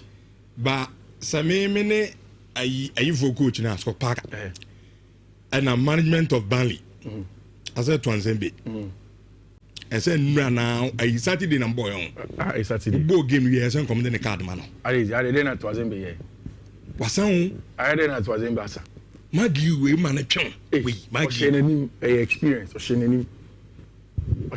Me hwe bona na my God. Na sa you do film academy. Enti fam no. O nyem dia mo pa mo ro na coin. Nyem dia mo pa. Kofi mia na mpam no free training grounds. O nya de say. Magi you. Ora ba me se mia na mpam no free training grounds. Transebi. Oh no we say medically I hwe ni into ono de akokot. E pe 1 million pounds. Wait. Obeje free. O nya de back. With Chelsea at second. Defensively was sapa. Chelsea at second place. What does it mean? More yeah there. More there. Now the teams now mo bona. Hey, Chelsea about Liverpool, about Tottenham Hotspur, about Man United, about teams there. So ubet me the money yeah result not to ja. More result. Man United no. At the end of the day, that second. That's the ultimate thing. Until somebody say you want there. So are you saying more league nana? No, that's why I'm telling Chelsea fans they should enjoy it. You know, maybe a new league here. Ask now how long I will be do I say. Liverpool crown on the G League in Czech got 400 million last season crown or no crown at 11th. So don't worry yourself about winning league. Chelsea's target is to qualify for Champions League and qualify it easily. And no any target. Yes, and qualify it easily for the second season and Maresca. That's the target. After spending over 1 billion. And we'll be spending over 400 million on the 11th. So what can I say now? We have same to give it to you. What do you have next to say? Last season by this time, between the 22nd of November through to 22nd December to February side on, Chelsea are just 10 points in almost 6 games. So it's that time we be in the last season Chelsea. No more title chart, Chelsea budget. Then Chelsea fans focus on the things that they didn't need to focus on. It plummeted. Nothing of say. There's nothing like that. Okay. The team is still a young team. Show time now. The team is still a young team, and then they work through it. Things are going to go on well. I think I need to give special mention to our branch friend Robert Sanchez. A lot of goalkeepers who do less will get credit for doing nothing. And now Okipi the third clean sheet in a row. And even in a season where Chelsea centre backs, the senior ones, almost a Sunday Diano, he has still managed to keep the post very well for them. This week, Burnley the next one against Football Club Barcelona at Stamford Bridge, and the other one against the league leaders Arsenal Stamford Bridge, I'm very, very interested. Rich, what's going on with Liverpool? Yeah, it's a move. Look, man, should give me to be honest with you. I didn't watch. Well, I did watch. I'm man should be. Yeah. And see, me one and I'm here to know. I'm going to check it score line. Me be me up now. 3-0. Yeah. And I me be and yana. What do you just I don't know. Maybe me refresh my dinner. Me refreshing that some the same score line. 3-0 against Liverpool. I like how Nottingham Forest and Shell Liverpool baby Anfield. Yeah. 3 unanswered goals. No. This is not Liverpool. So when you say this is not Liverpool, what do you mean this is not Liverpool? What are the problems? No, the Liverpool in especially this season. I don't know. Something is missing. Is it something that is missing or there is too much of something? Because in China, no man bro so and quite anyede. In China, is too so anyede. So you need a balance but of the salt. Sometimes you say a dozen should be breathing yet. In China, in China, they are already beyond over 20 every term. So a baby, but in term, a bad day. They said almost starting season 9 then. Almost starting season 9 already.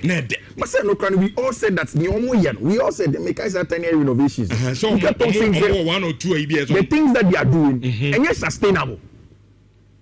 The things that they were doing were not sustainable, which I felt Mekai in the transfer window. I told you, say Liverpool needed more of a midfielder, in my opinion, sure, than the many attackers that they were buying.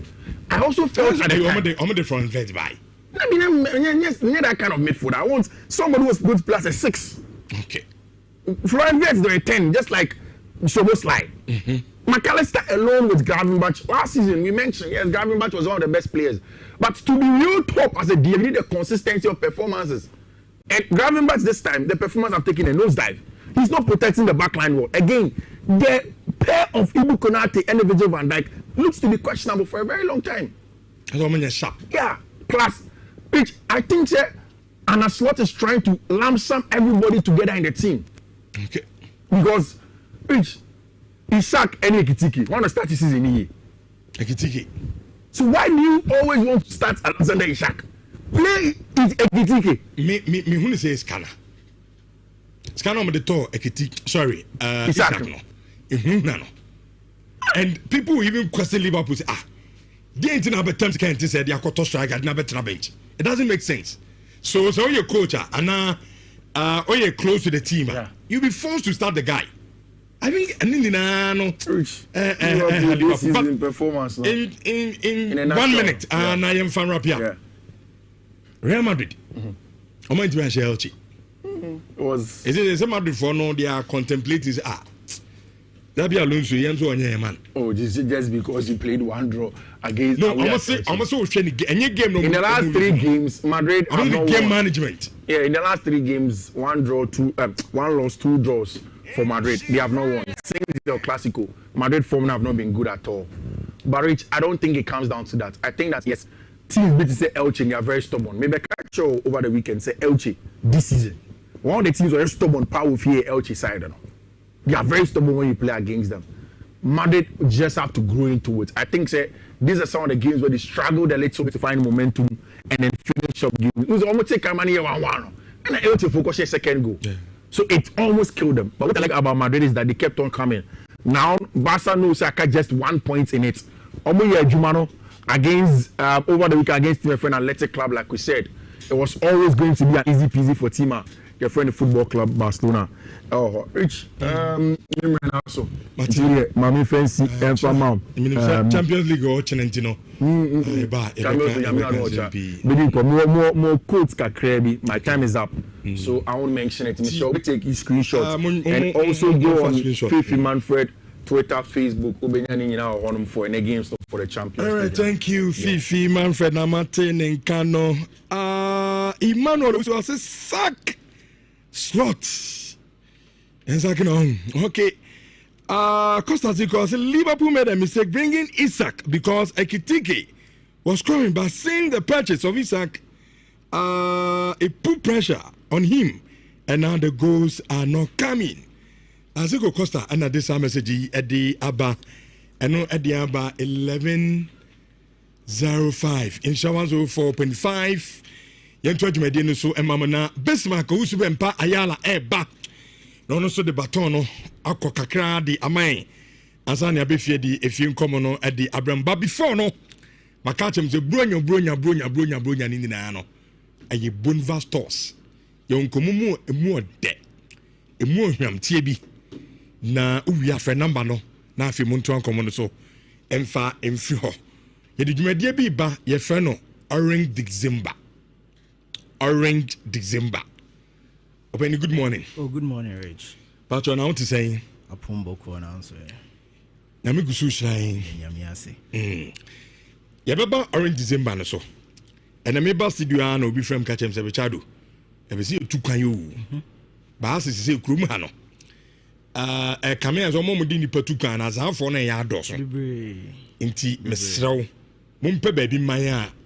Umbeti me dear Tukan, I'm saying, no only problem. And every cry Monday. Sure. Me the Bonva sword eba. Sure. In the answer cry, Yababa Orange December discussions in this one. They say package ben or among 4 person Tukan. Cabri. The answer same for an afi. Yemfa Orange December in me. You're rich. Me down was okay. You are queen multimedia for Ediama Bonva stores. And a message here a TFO Nina. A queen Eda Homa.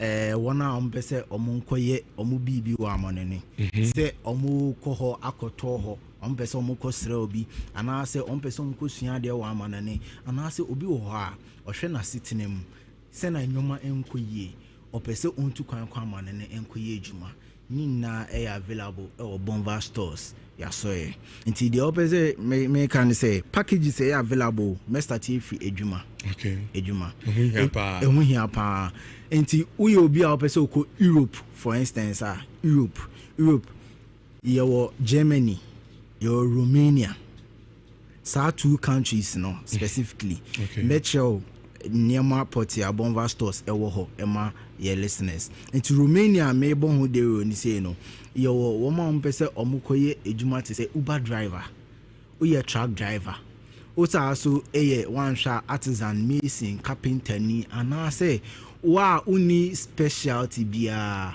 ba obetimi aye one shot factory ejuma ana warehouse ni na available Bonva stores eno ni Romania nso ya mebo hu de Romania Schengen state uye ejuma Romania te say abrabo ahye say obetimi aye ejuma Romania uye ejuma o kakra na ofili say Romania ide since European person me nko France person me nko Italy na me nko Germany Romania because Schengen state no obetimi movie akọ these other countries but Bonva stores akwenya na ye wono to Romania and abo no eda form and esanso de musronko because package ni mo no obesa anso enya accommodation abra adwuma no omuse tua oka ewo ho. Nti Bonva stores no ye be ma the legal documentation na odebetimi ade atena sa akroyi mu na mesa boso a Germany die no different in the sense eno no uye qualified professional worker and I say uye qualified corporate worker who degree me case subium qualified professional worker and ukuta degree pamdomuntie nie ukuta degree Bonva stores ewa akwenya ewo Germany ema okay nti hon dem say my mana ye clear ama ye tifo na other ones near to Bahamas okay in the US Bahamas ni US there no a different from Romania any Germany there na mabo hu there ache your listeners no okay Bahamas then here for nurses one and a teachers for nkwa okay uye professional teacher or license and a certificate say why you duma for at least 2 years Oba Bonva stores so ya ebetimi abo now we relocate akọ Bahamas a Caribbean country a also was setna ye pa enije so wo ho oye obi so a weni je there but opese okobo bra so wo there because you are going to be paid in US dollars no ebebo okay and na the US there no for medical practitioners enko okay plus oye obi a unim spa ho adwuma masseuse ne sa nyoma na eno nse no obeye adwuma o luxurious cruise ships say yacht in your man. A one I'll be a jumo. Emrofui, I'm millionaires in your mind. A one correct young bibia. Until a one I'll be a jumo. To be person from one. Until open so fair, your number. Okay. 053 053 109 109 00 00 68 68 053 053 109 109 00 00 68 68. And lastly, uyo bia one kasa ye juma wa manone dada nkrofobia wan ye juma wo Dubai ye juma wo South Africa na say nkrofobia free and also ye juma wo this Kuwait and I say anywhere around the world upese relocate en free baby a owo no en pay ejuma to say one sha Romania na Germany na baby and ma make mention of Libya o free Bomba stores your WhatsApp line ya 053 108 108 52 35 o free number ya because of what international na diaspora o free okay. a bit me attend to you now person relocate to Kobe including UK cra and also available. That's fine. And see, one person with 2 kwan no, I know your mom there. And no, now to the Orange December. I want something to say. Orange December idea, abon there is a package from or Bomba stores. But I don't know, Mesa case is say a luxurious package. Okay. No credit that may catch a luxurious package. Bomba stores, a diabua timam for ne one. Or more diaspora international countries na luxurious package no me kakra uko trip ya ahoto a friend ahoto ubenya bi because the whole go and our plan for Bomba stores at the currently create package near say one omo pese omunya hoto because why you jumache when you exactly when you stress bebre nkofo bebre or mental health depression in your bebre achi omo o join any Bomba stores Orange December package ya ahoto a friend ahoto ubenya bi no kra no and na trip ye kon with the western region of Ghana. The western region of Ghana. Woma omo diaspora so there no on there meba bebo so. But Orange December no for locals there no yeah there 3 nights 4 days package. 3 nights 4 days package. I be kwa spend with the western region of Ghana. Now western region of Ghana no dey na ema ehoye enika ema Bomba stores. The reason I come here the Anchors festivity na ekoso ewo your friend is saying takra there no. And say no the package no include say obe ko for bounce instance obe sa ko inzulezu obe ko explore ho ni na yes also boat cruise ebe ko so ho yes also be ma surfing lessons ebe ko so Obuzia beach resort also be hiking kakra a man one shot feel aerobics or me gymnast in your man you are also entitled to yoga classes Obuzia beach resort on into a luxurious package Bomba stores a crafty and for send a mechanic, you know, you be climax with the masquerade na ebe koso ewo takrade no. Bomba stores ebe provide the max costumes ni bibia or transportation. Even within western region because your different packages for singles, couples, families ni nyoma incrophobia omo pe SUV kra ni na Bomba stores ebe provide SUVs ni V8s na amamo na mo etimi de ayemu internal tours in as much as more western region because yempese yebe ma obia aye to say because I have Babuzia, you are entitled to say Obuzia Honum Kwa. You Babuzi, but they would want to like explore other places within other free time now on Binyano. Sa transportation, internal transfers na provided by Bomba stores. Ubetiminya sa Aquina se obey. Na yen now for now or more diaspora for instance. Or more diano 7 nights 8 days. Make a 7 nights 8 days and now 14 nights 15 days package.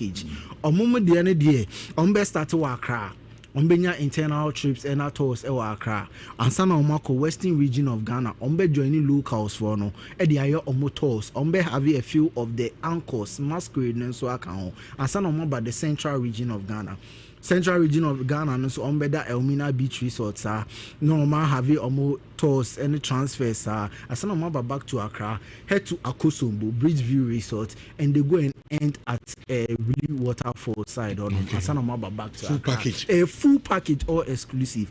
And today be here and they say open for Bomba stores. Okay. Your number you make CC you because say ebe call for both locals and the diaspora. Mebo one number 053 108 52 35 053 108 52 35. Wait me research Bomba stores on all social media platforms. Okay. At Bomba stores and I designated Orange December website no. Orange DEC, short form of December, orangedec.bonvastores.com. Enti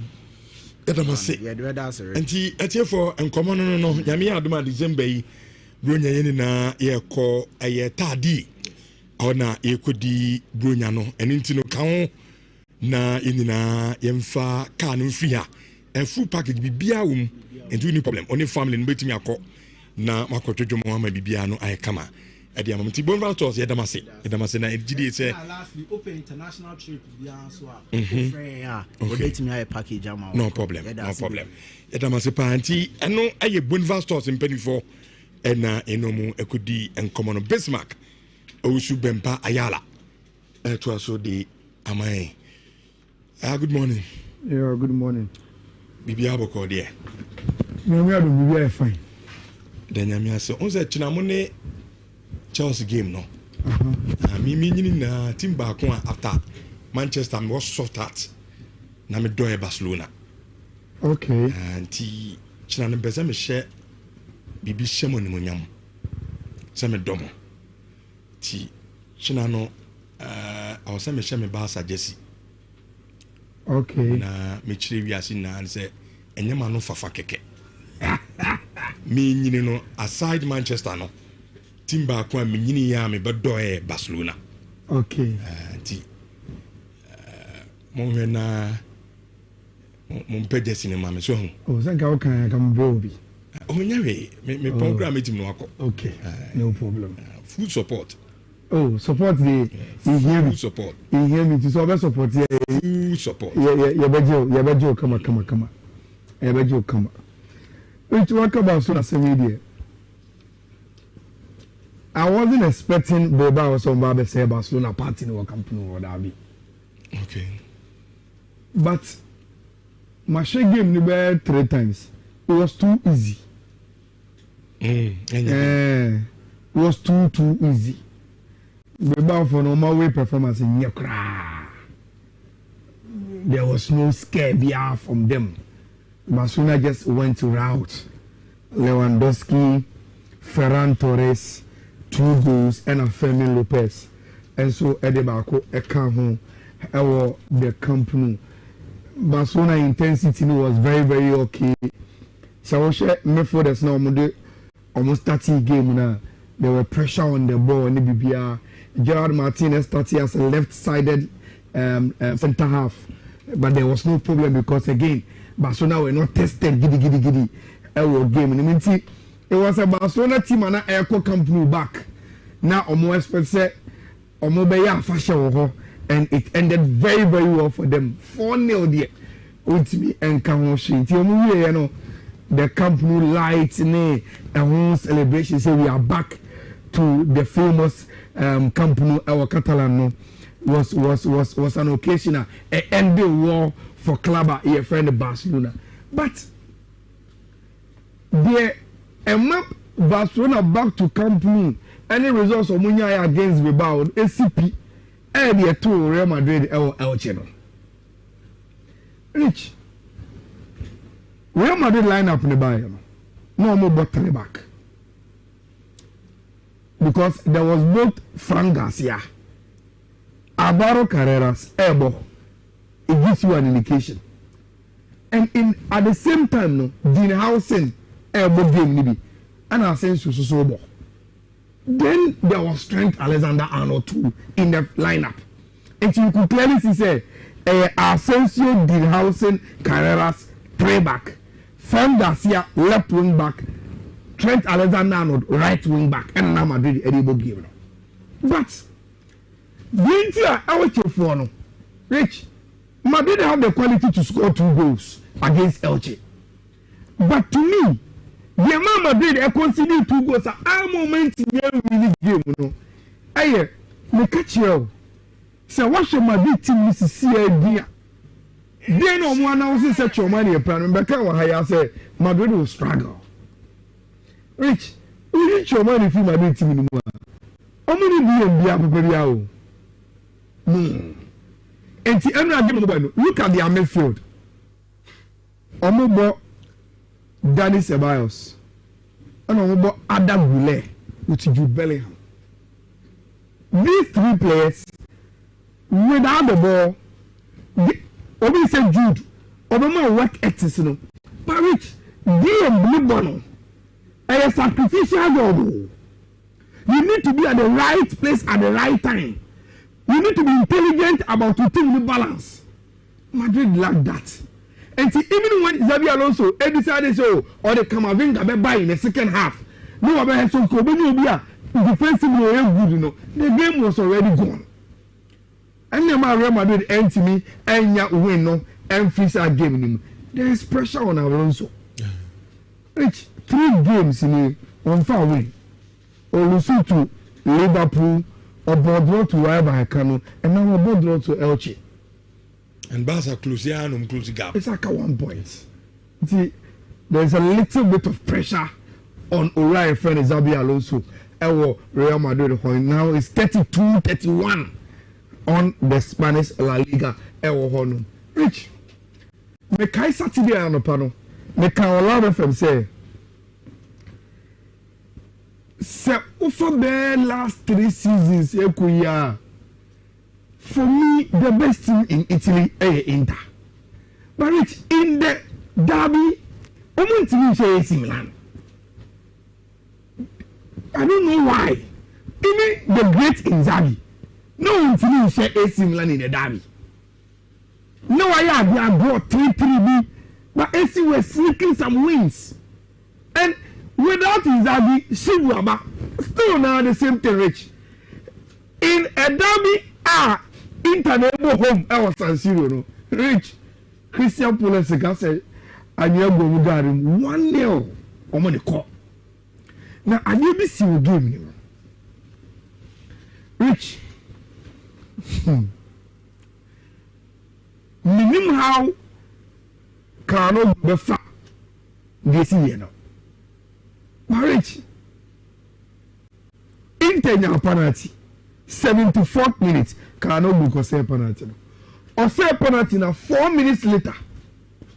Now she will say, but now bench, not pure Zielinski cover. You could clearly see an intelligence penalty no saying, and you coach did it. And you know.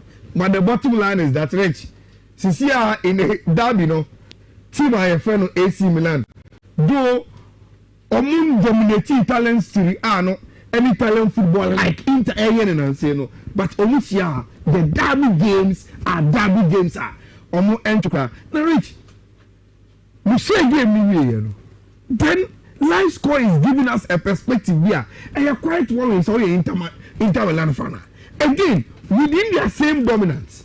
Rich, in the last 11 games of Omabo, either against AC Milan, either against Tima, your friend Napoli, any Juventus, intention. How big nonsense I mean, we do in India. Okay, in the big games, you will be able to show you big. But in the big games against Napoli, Juve, AC, Inter, any win. That is very, very worrying for Tima, your friend Inter Milan, Ewo Honum. Now, do you know the reason why Bukayo Saka and Eze every in this picture that complements the English Premier League table? No, Rich, this weekend, and you mark a course.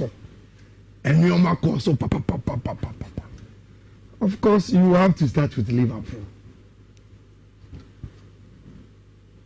Statistics say since 1965, Rich, Liverpool and Lucy back-to-back 3-0 da.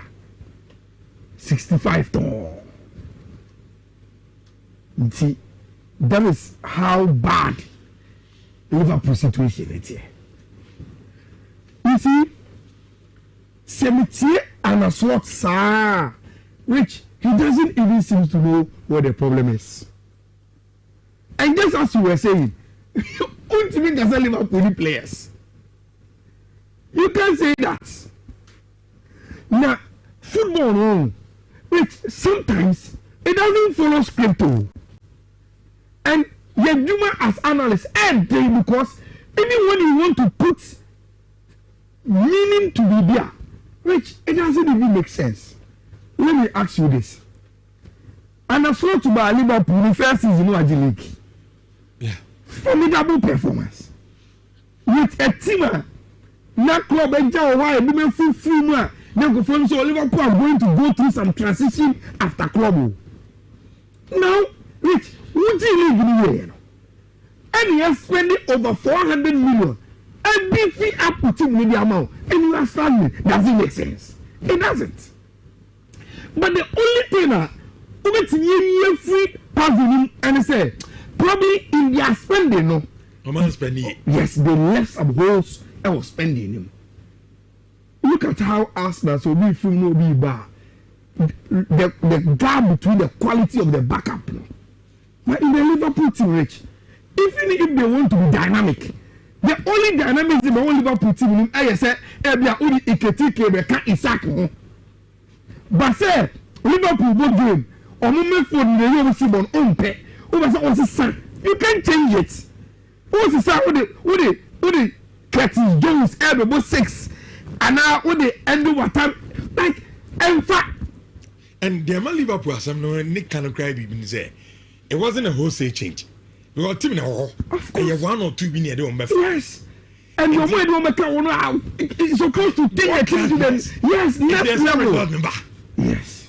It's not Sankabia, yeah, can and get wholesale change be the because of maybe I feel familiarities near the Intino. That is a Liverpool team. I wonder that. I feel be a sign. Which me come my dream was me come push kakra so no say Rich. I think say last time the kind yesterday season, you know, when Liverpool had the league now go for your prediction for top 4. And before they were predicting Liverpool will win the league. Maybe the anybody Liverpool not top. Remember, I can't say my only reason and say, which in the Premier League era, it has taken only 2 coaches to defend the Premier League. And my West Ham coaches, you know, Omumudura and Aslot and Tessa. And there seems to be the defending champion case in the Premier League. It takes only Pep money for you to break Sadio and Aslot to me, and that is what is happening to him. With the Premier League now, which following season, so when you be on a grounded path, don't be a boa, over to 1 year. Now, Argentina and a slot, Rich, even with the evidence of the Iketike Aye in the beginning of the season, every season, he is still not his number 1 striker. Me refuses can on the toys, Rich. Because on terms is in Koto striker. Rich, but and striker no is not a striker Biake Isaka last season. I don't know a joint and joint goal scorer. The okay now. See Eden is not rich. Iketike is no wonderful. It wasn't cheap. Honestly, no wonderful. And the price gap no. And you be a 1 baby. Number 2. Say the money in our team.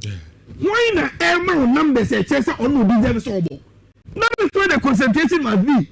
At the end of the day, Rich, and then go for your sack slot. Who is talking about Alexander Isak and his price? Nobody is talking about this. If you are able to get results, even with player, 1 kotorumpa. So 1 tono, I can't even pay the buy. Let's see, on the bit results. You play him and get your results. You are stubborn. When you say, Rich, Liverpool play a BN or Makotona or buy in the first 4 starts in the Premier League losing against Alexander Isak. The first 4 starts, defeating Goa and Abranti and Enya against Crystal Palace, against Chelsea, against Manchester United, against Nottingham Forest. Abranti and Elusu. Now, this is more worrying. Rich, since so far, Arsenal are conceded 6 goals.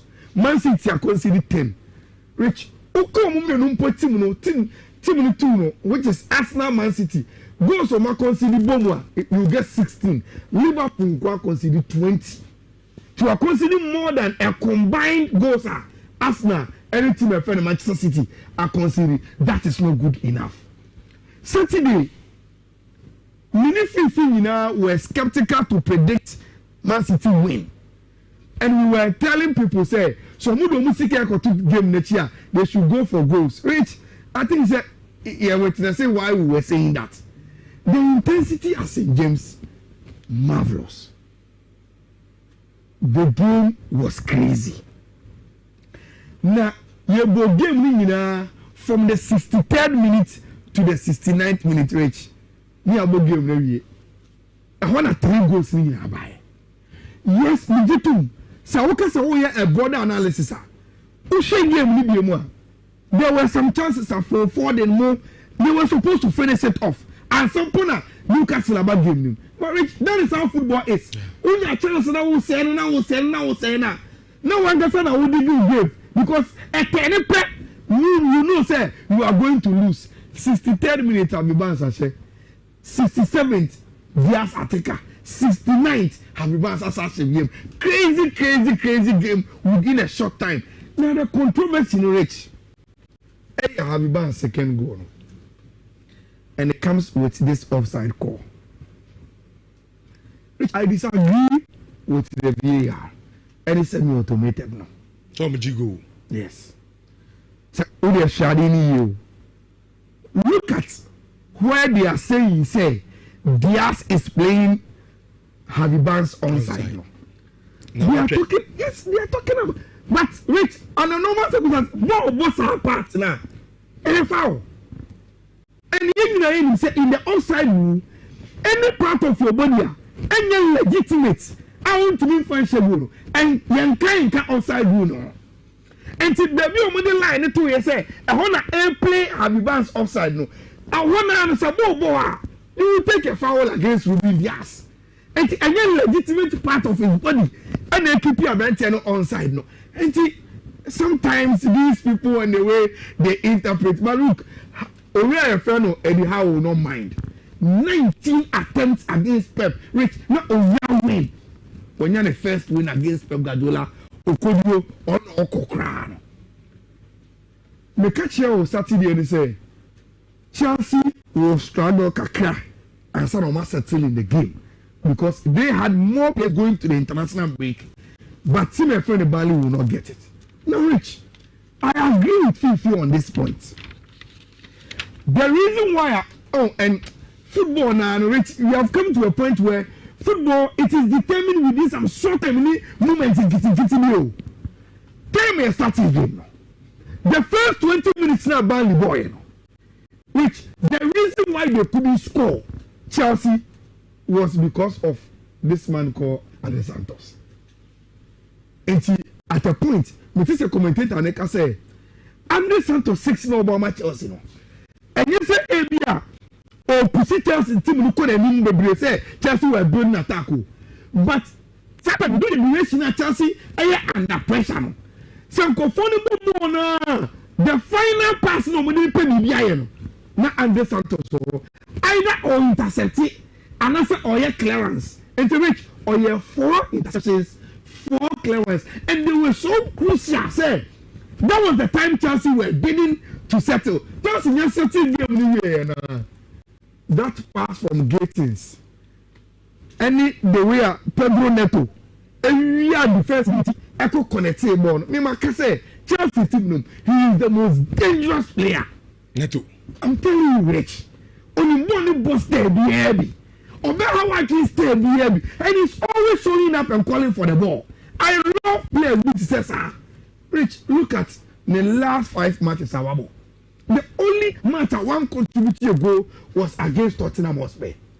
1 goal barely, 1 goal was assist in the game against Sunderland, a goal and assist in the games against Forest. Barcelona should watch out for Brantia. Your friend to China. He is everyone to go to. Now, wrap it up. Yeah, wrap it up, no, Rich. Twanzebe party. I don't go many miles. Rich. A defender pa. What you say? Oh. Imagine who I'm in Tiasia why Twanzebe did that. Because and so fundamental say it. We are trying defending even at coast Ghana. The first assignment in any say, so all tackle attacker. Always make sure you are standing on this no foot na a strong. Yeah. Now your possible Boy is a right-footed player. And when the body now on the left, look who a defender Waba. Why are you standing on his left foot? Come and stand on his right. Man, impossible onto the left. We can't be find a way. But he kept standing on the left foot now, and I went to the right and turn him into the box and gave the assist for Brantia. He found Enzo Fernandez to score, which I think is a chance for early kickoff now.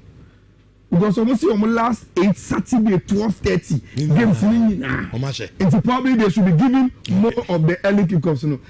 Look, Arsenal said Tottenham.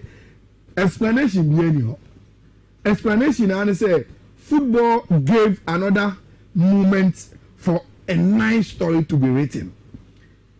As they are called Arsenal Academy at a young age, almost only good enough.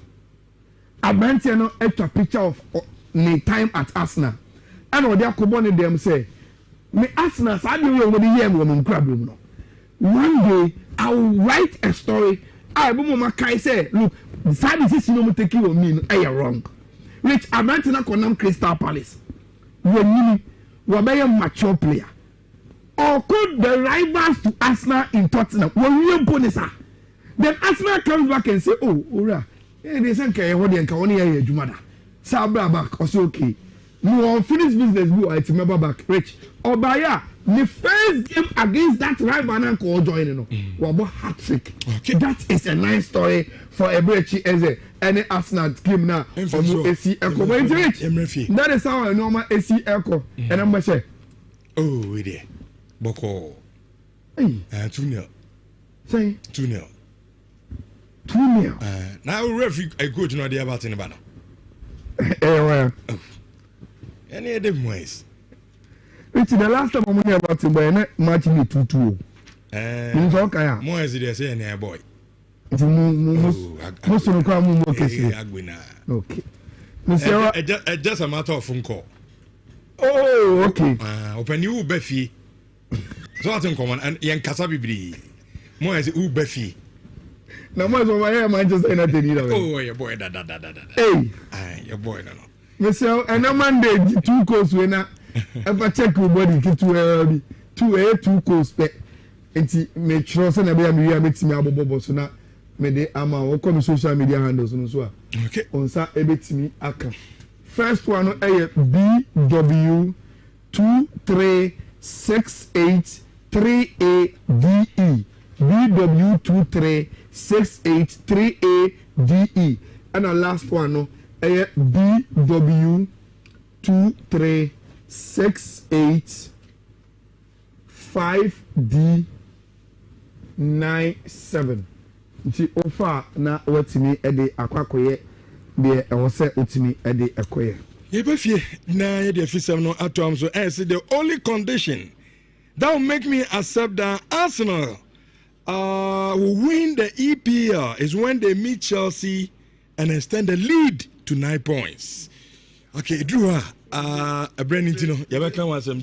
Let me have the next game now. Chelsea Arsenal. Is it Chelsea na standard we are seeing? Ghana Premier League Monday 11 Summertex at the Summer Boy and Kumasa Sante Kotoko. Obia ntimi anhye bi ewo ho. In fact, Summertex enya penalty. Everybody say no. Young Apostles and House of Focus no game no. Obia ntimi anhye bi no so ne ana PM ho.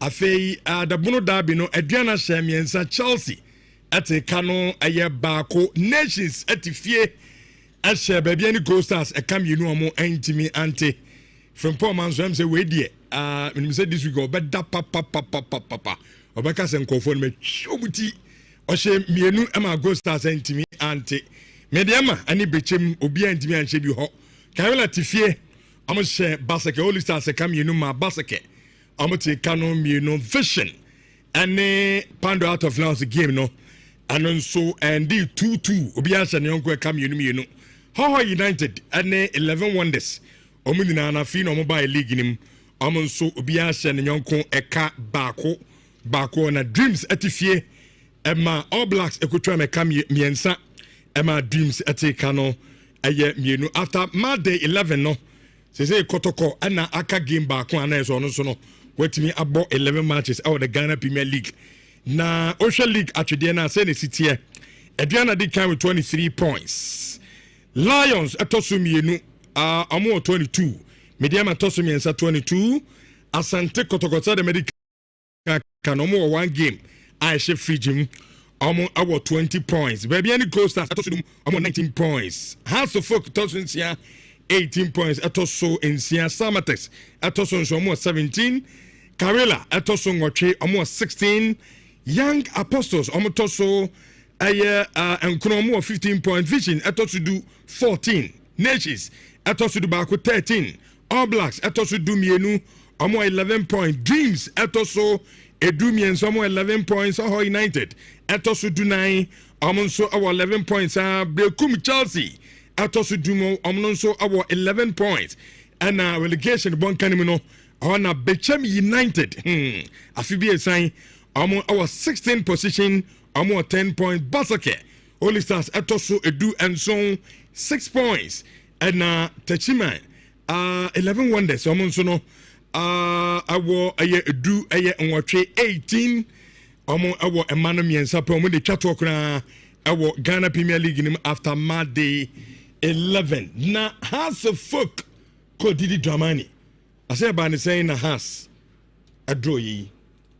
I think that what we saw is something that we anticipated for, that we were going to play against a very transitional side and a side that will be more motivated, especially playing against a big club. We know that we will control some parts of the game, and in some parts that we know they are strong in, we try as much as possible to control them in those places. And I think that it was a very close game with very few chances, more tight, and then more on the transitional effect in terms of how Apostles played. Okay. And the court must did Dramani, and after the game, no senior Mian Omuko game, no only say on any players in no minimum. So Omuko share a transitional team. Tima Omunku tabon in Chebibre 1, 2, 3. Now Omo awo goal post Omo ebe pass ball no 3 year. And omo quality a team. Ose no Omuko share awo aye wenchino nkofo no mo match pa.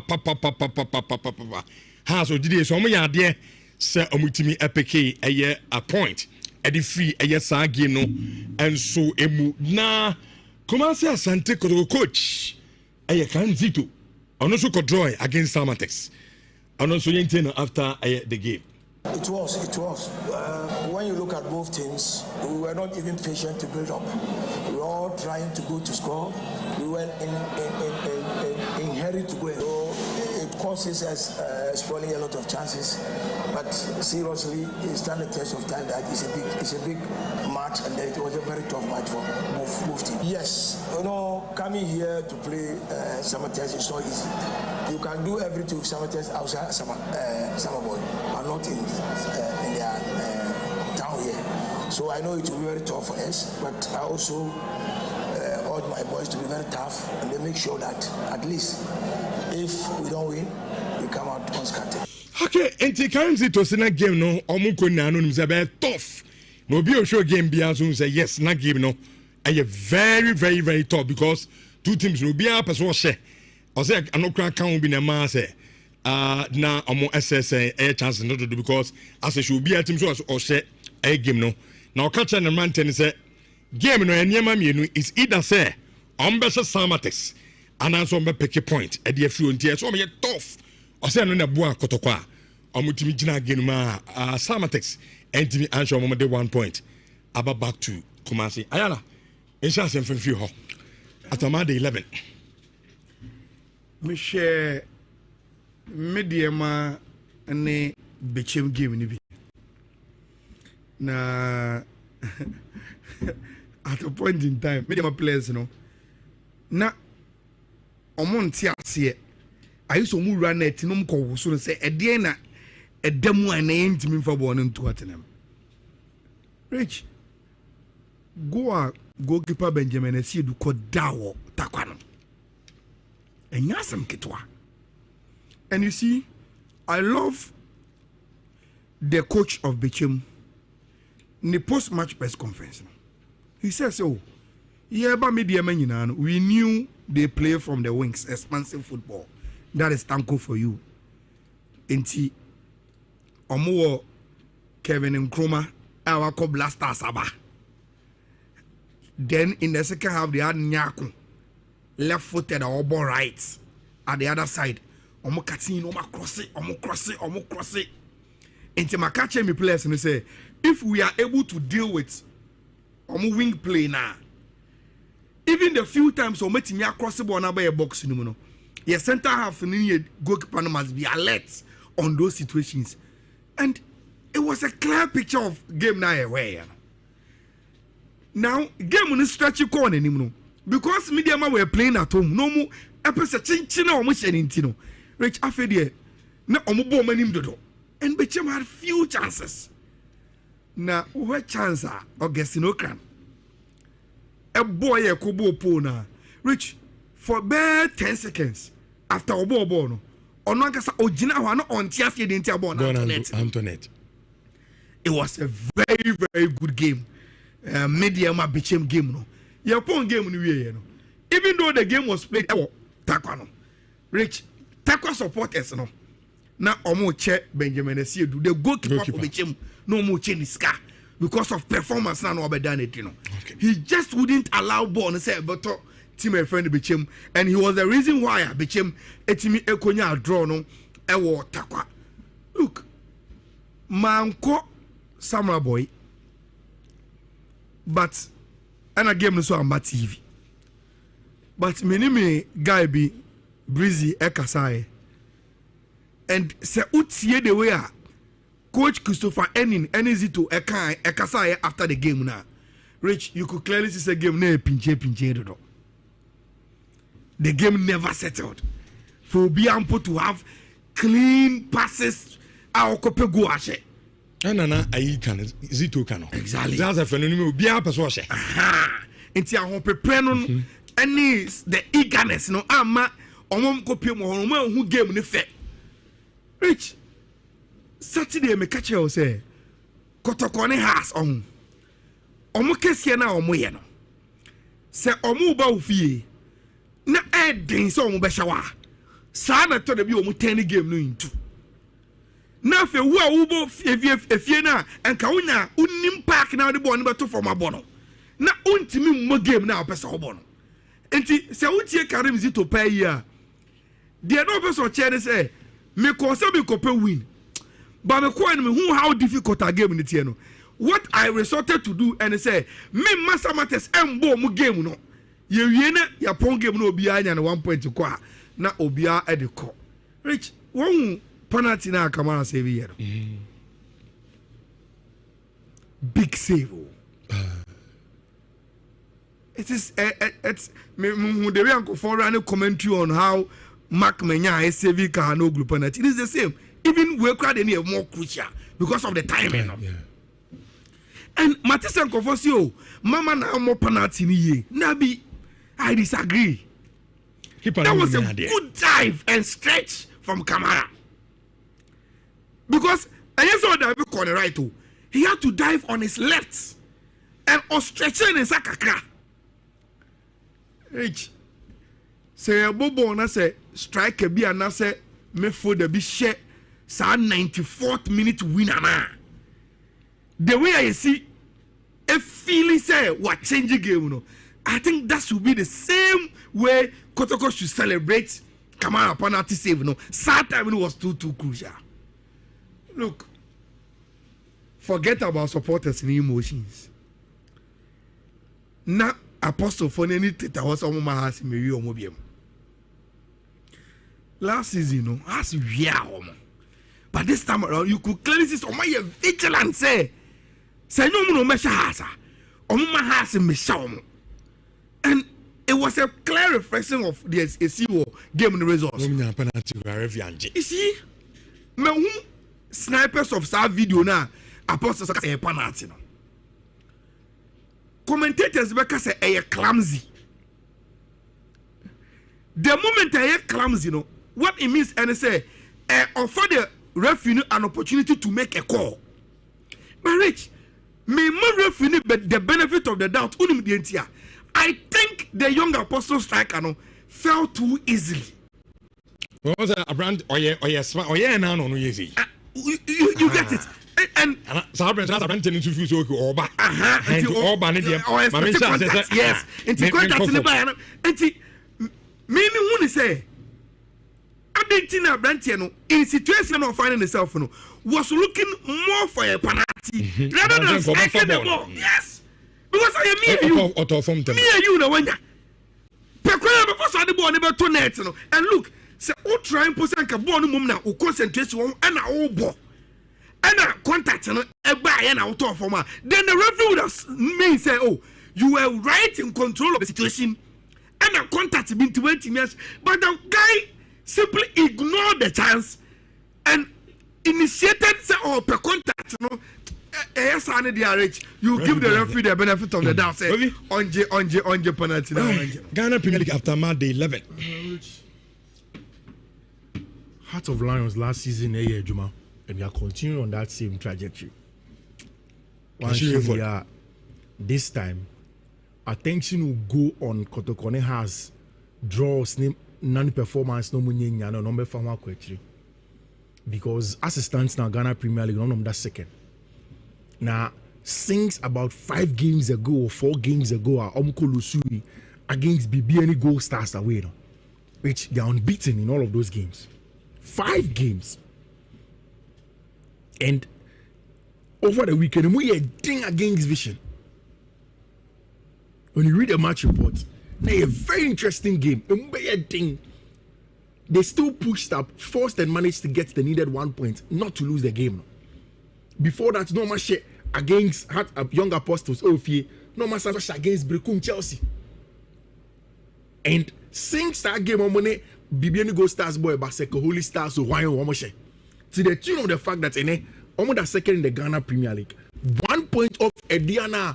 All of us are saying that Ediana is doing absolutely well. See, maybe the real contenders of the Ghana Premier League after 11 match days now. You can't write out Heart of Lions, especially of the backs last season. They were good, so they've linked the ropes. Matches be one more ball draw. Matches beyond more dropping points. Matches beyond more managing player fitness here. I feel like they will do well. They will do well at Pando. They will make sure say they can do better than last season. Senebeya and Conquer is okay. Another season they've not gone. We need to keep attention to them. I did mention to you say Bono Derby Diana Bejuma. And they did. I think by the 6th minute, may check him before Diana first good. I'm saying, okay, go to be soon. They mean business, and they did exactly that. So,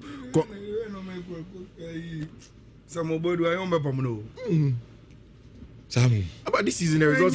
Last week, I know, but so Chelsea for no. So, as almost edutum say, result no omunyano. E oman kasa actions na cost one. Football, obi atimi jutu won yata wachi once omayu. Now, interestingly, relegation conversation was there. This season, candidates are very interesting. But United still, minimum what the plan is for new coach there. But Holy Stars and 11 Wonders. 11 Wonders this weekend. Eko Kunya 1 point there, but it's not enough. Brekum Chelsea, I like almost 11 points, 1 point of relegation. And you know, if it goes on like this, I will not be surprised. I will not be surprised. Rich, is it a problem that the 2 big boys, when they go away from home, draws the doors on? And you remember I told you that Kotoko have not considered a single goal away from home. And they continue this weekend. I think it says what I could do is in America. Whatever issues you have with Kamara, a penalty saves are top notch. like the imposition original pomu sonwa. He is brilliant at saving penalties. A ban the penalties in Quadia. Somebody can say Yima Kamara, and he's brilliant at it. Me worry this weekend, you know, say when the big boys go away, the draws are becoming one too many. Hearts against Wedro, Hearts again, Oko away to my friend is saying Apostles. All of these things, Kotoko in recent times, Oko away from home vision. This one, they need to find ways to win games. And yes, I will come back to the same story again because Saturday night I can't say me. The smaller clubs are using community engagement to build a fraternity for the stadium.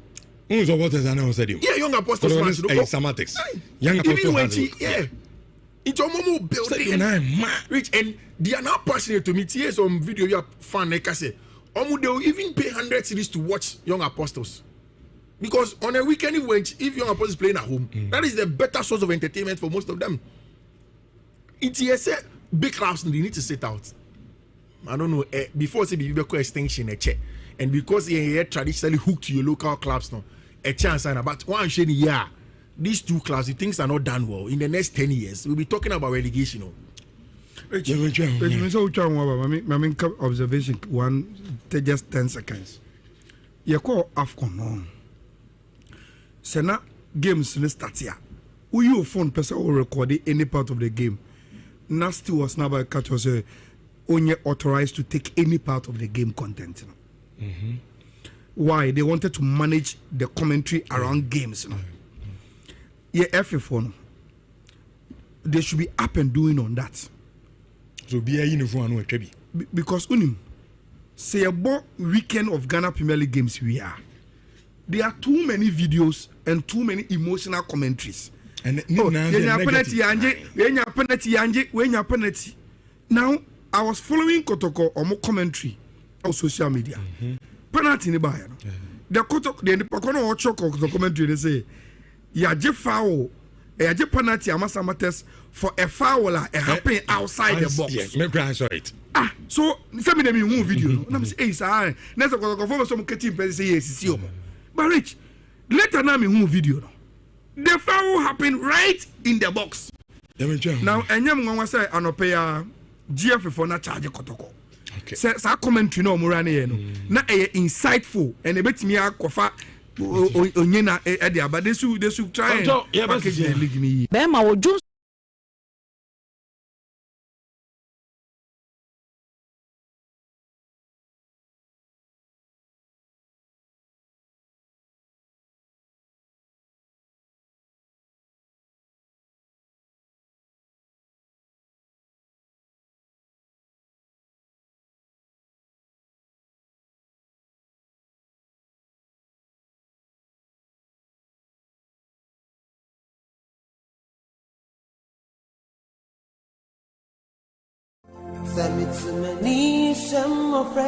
Abusuafo enuanom ni adofo mamenom ene ye papanom afi asako abetu ye biem asafi wo woni ye di ne yie your number one Akan radio station Nhyira 104.5 wonim say Nhyira bodo ye de si ho emfie bebre ni ya boa nyanka fia wodo pi na emofra wonum ni na ene egia afa yensem ebinom akosuku ama wonum da chiesi wonum ye afi subrenadru ye besan aye no se biem ama wonum fri se nyame asem me yeti ase se nya wo hunu mobroni mobono wo de fem awurade enti se ye hu wo mobono ye de fem awurade na brepam awurade be hye ya na emu some of free wonum ni na wonum ni ajanom ebreyimu ye kodi bronye ye dwene wonum ye be ye wonum den enti me dofo me bisaw edie ne kraw eyamo eyanwa eye sitre say ye sikanso ne kraw a number we na obeti media faso ketwa bi enso a eye 0550068822 0550068822 edin ebeba no eye Nhyira donations free will be no be free be yenkeka yensase na afi yemfa nigye bi nhye yemma afunuma ebia na woniema opesa wode ba no edoso free yen yebeba ne aba befa niema no na yedi aba abedomu mo free Bronye, yemfa sidie nhye nyanke yenum. Fi say, wonum ni hwefo. Bronye, come me ho na yenhye mofra yi afunumu.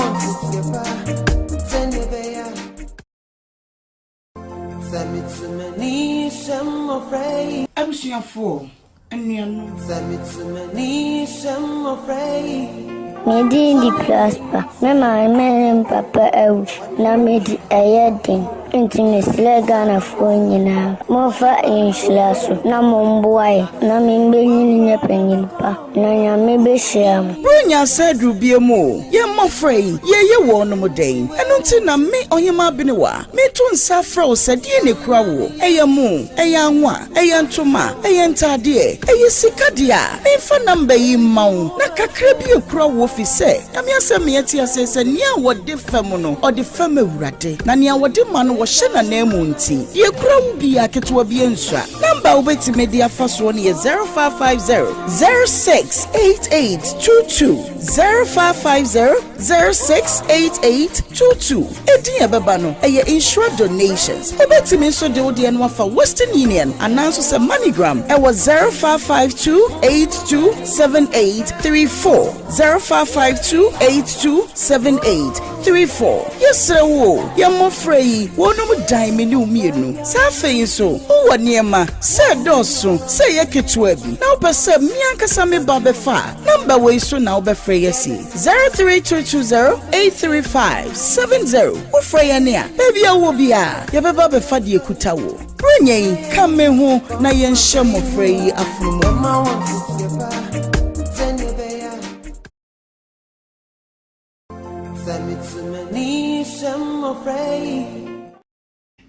Isan say obi agye atumi sense an dwuma etuaka eye IBSOC mining and engineering training school onima de kuntia isan say eye suku a wie ya wadwuma sem oni problem especially say odi rem our mining and our construction and how the ebi kura person odi tukwan a say they see operative forklift 3 months na odi babesua bulldozer excavator dump truck backhoe nomni na 3 months no wasua wie word fabrication and also a course our IBSOC mining and engineering training school we are near the certificate at the amount kama theory and practicals and also kwakoye sukuu me kan wansem oboase zongo oboase high and building na chiwo no pe na IBSOC ye mpacho bra besua bi na ebeboa ama onso no onsan eye burden emma eye family no ebiem 0539 732 66 ayala enyewo betway betway say enkai obi ase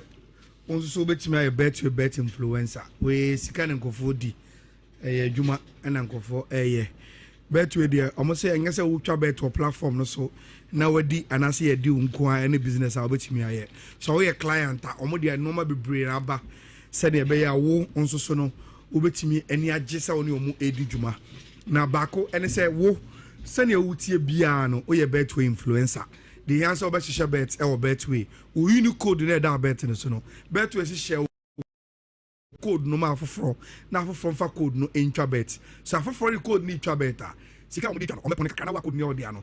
Omo de amount we de nti ye bi. Tem bia o pe bia bet ma share code. Tem bia pe bia o share code na so we discuss every mo no. And ma ye betway bet influencer. Undi 18 years and graduate on. So what the 18 years there and now we akonya say obey betway omo bet influencer o bet or betway na we bet na wonya say betway almost get way more. I tell you sorry na dum kase ato aso e ba ya obra at one I am abenwa anything no I set omo de dwumade no I bring adum kase eto aso so e kun tuntum preko e tuntum maamini bo e tuntum papa ni bo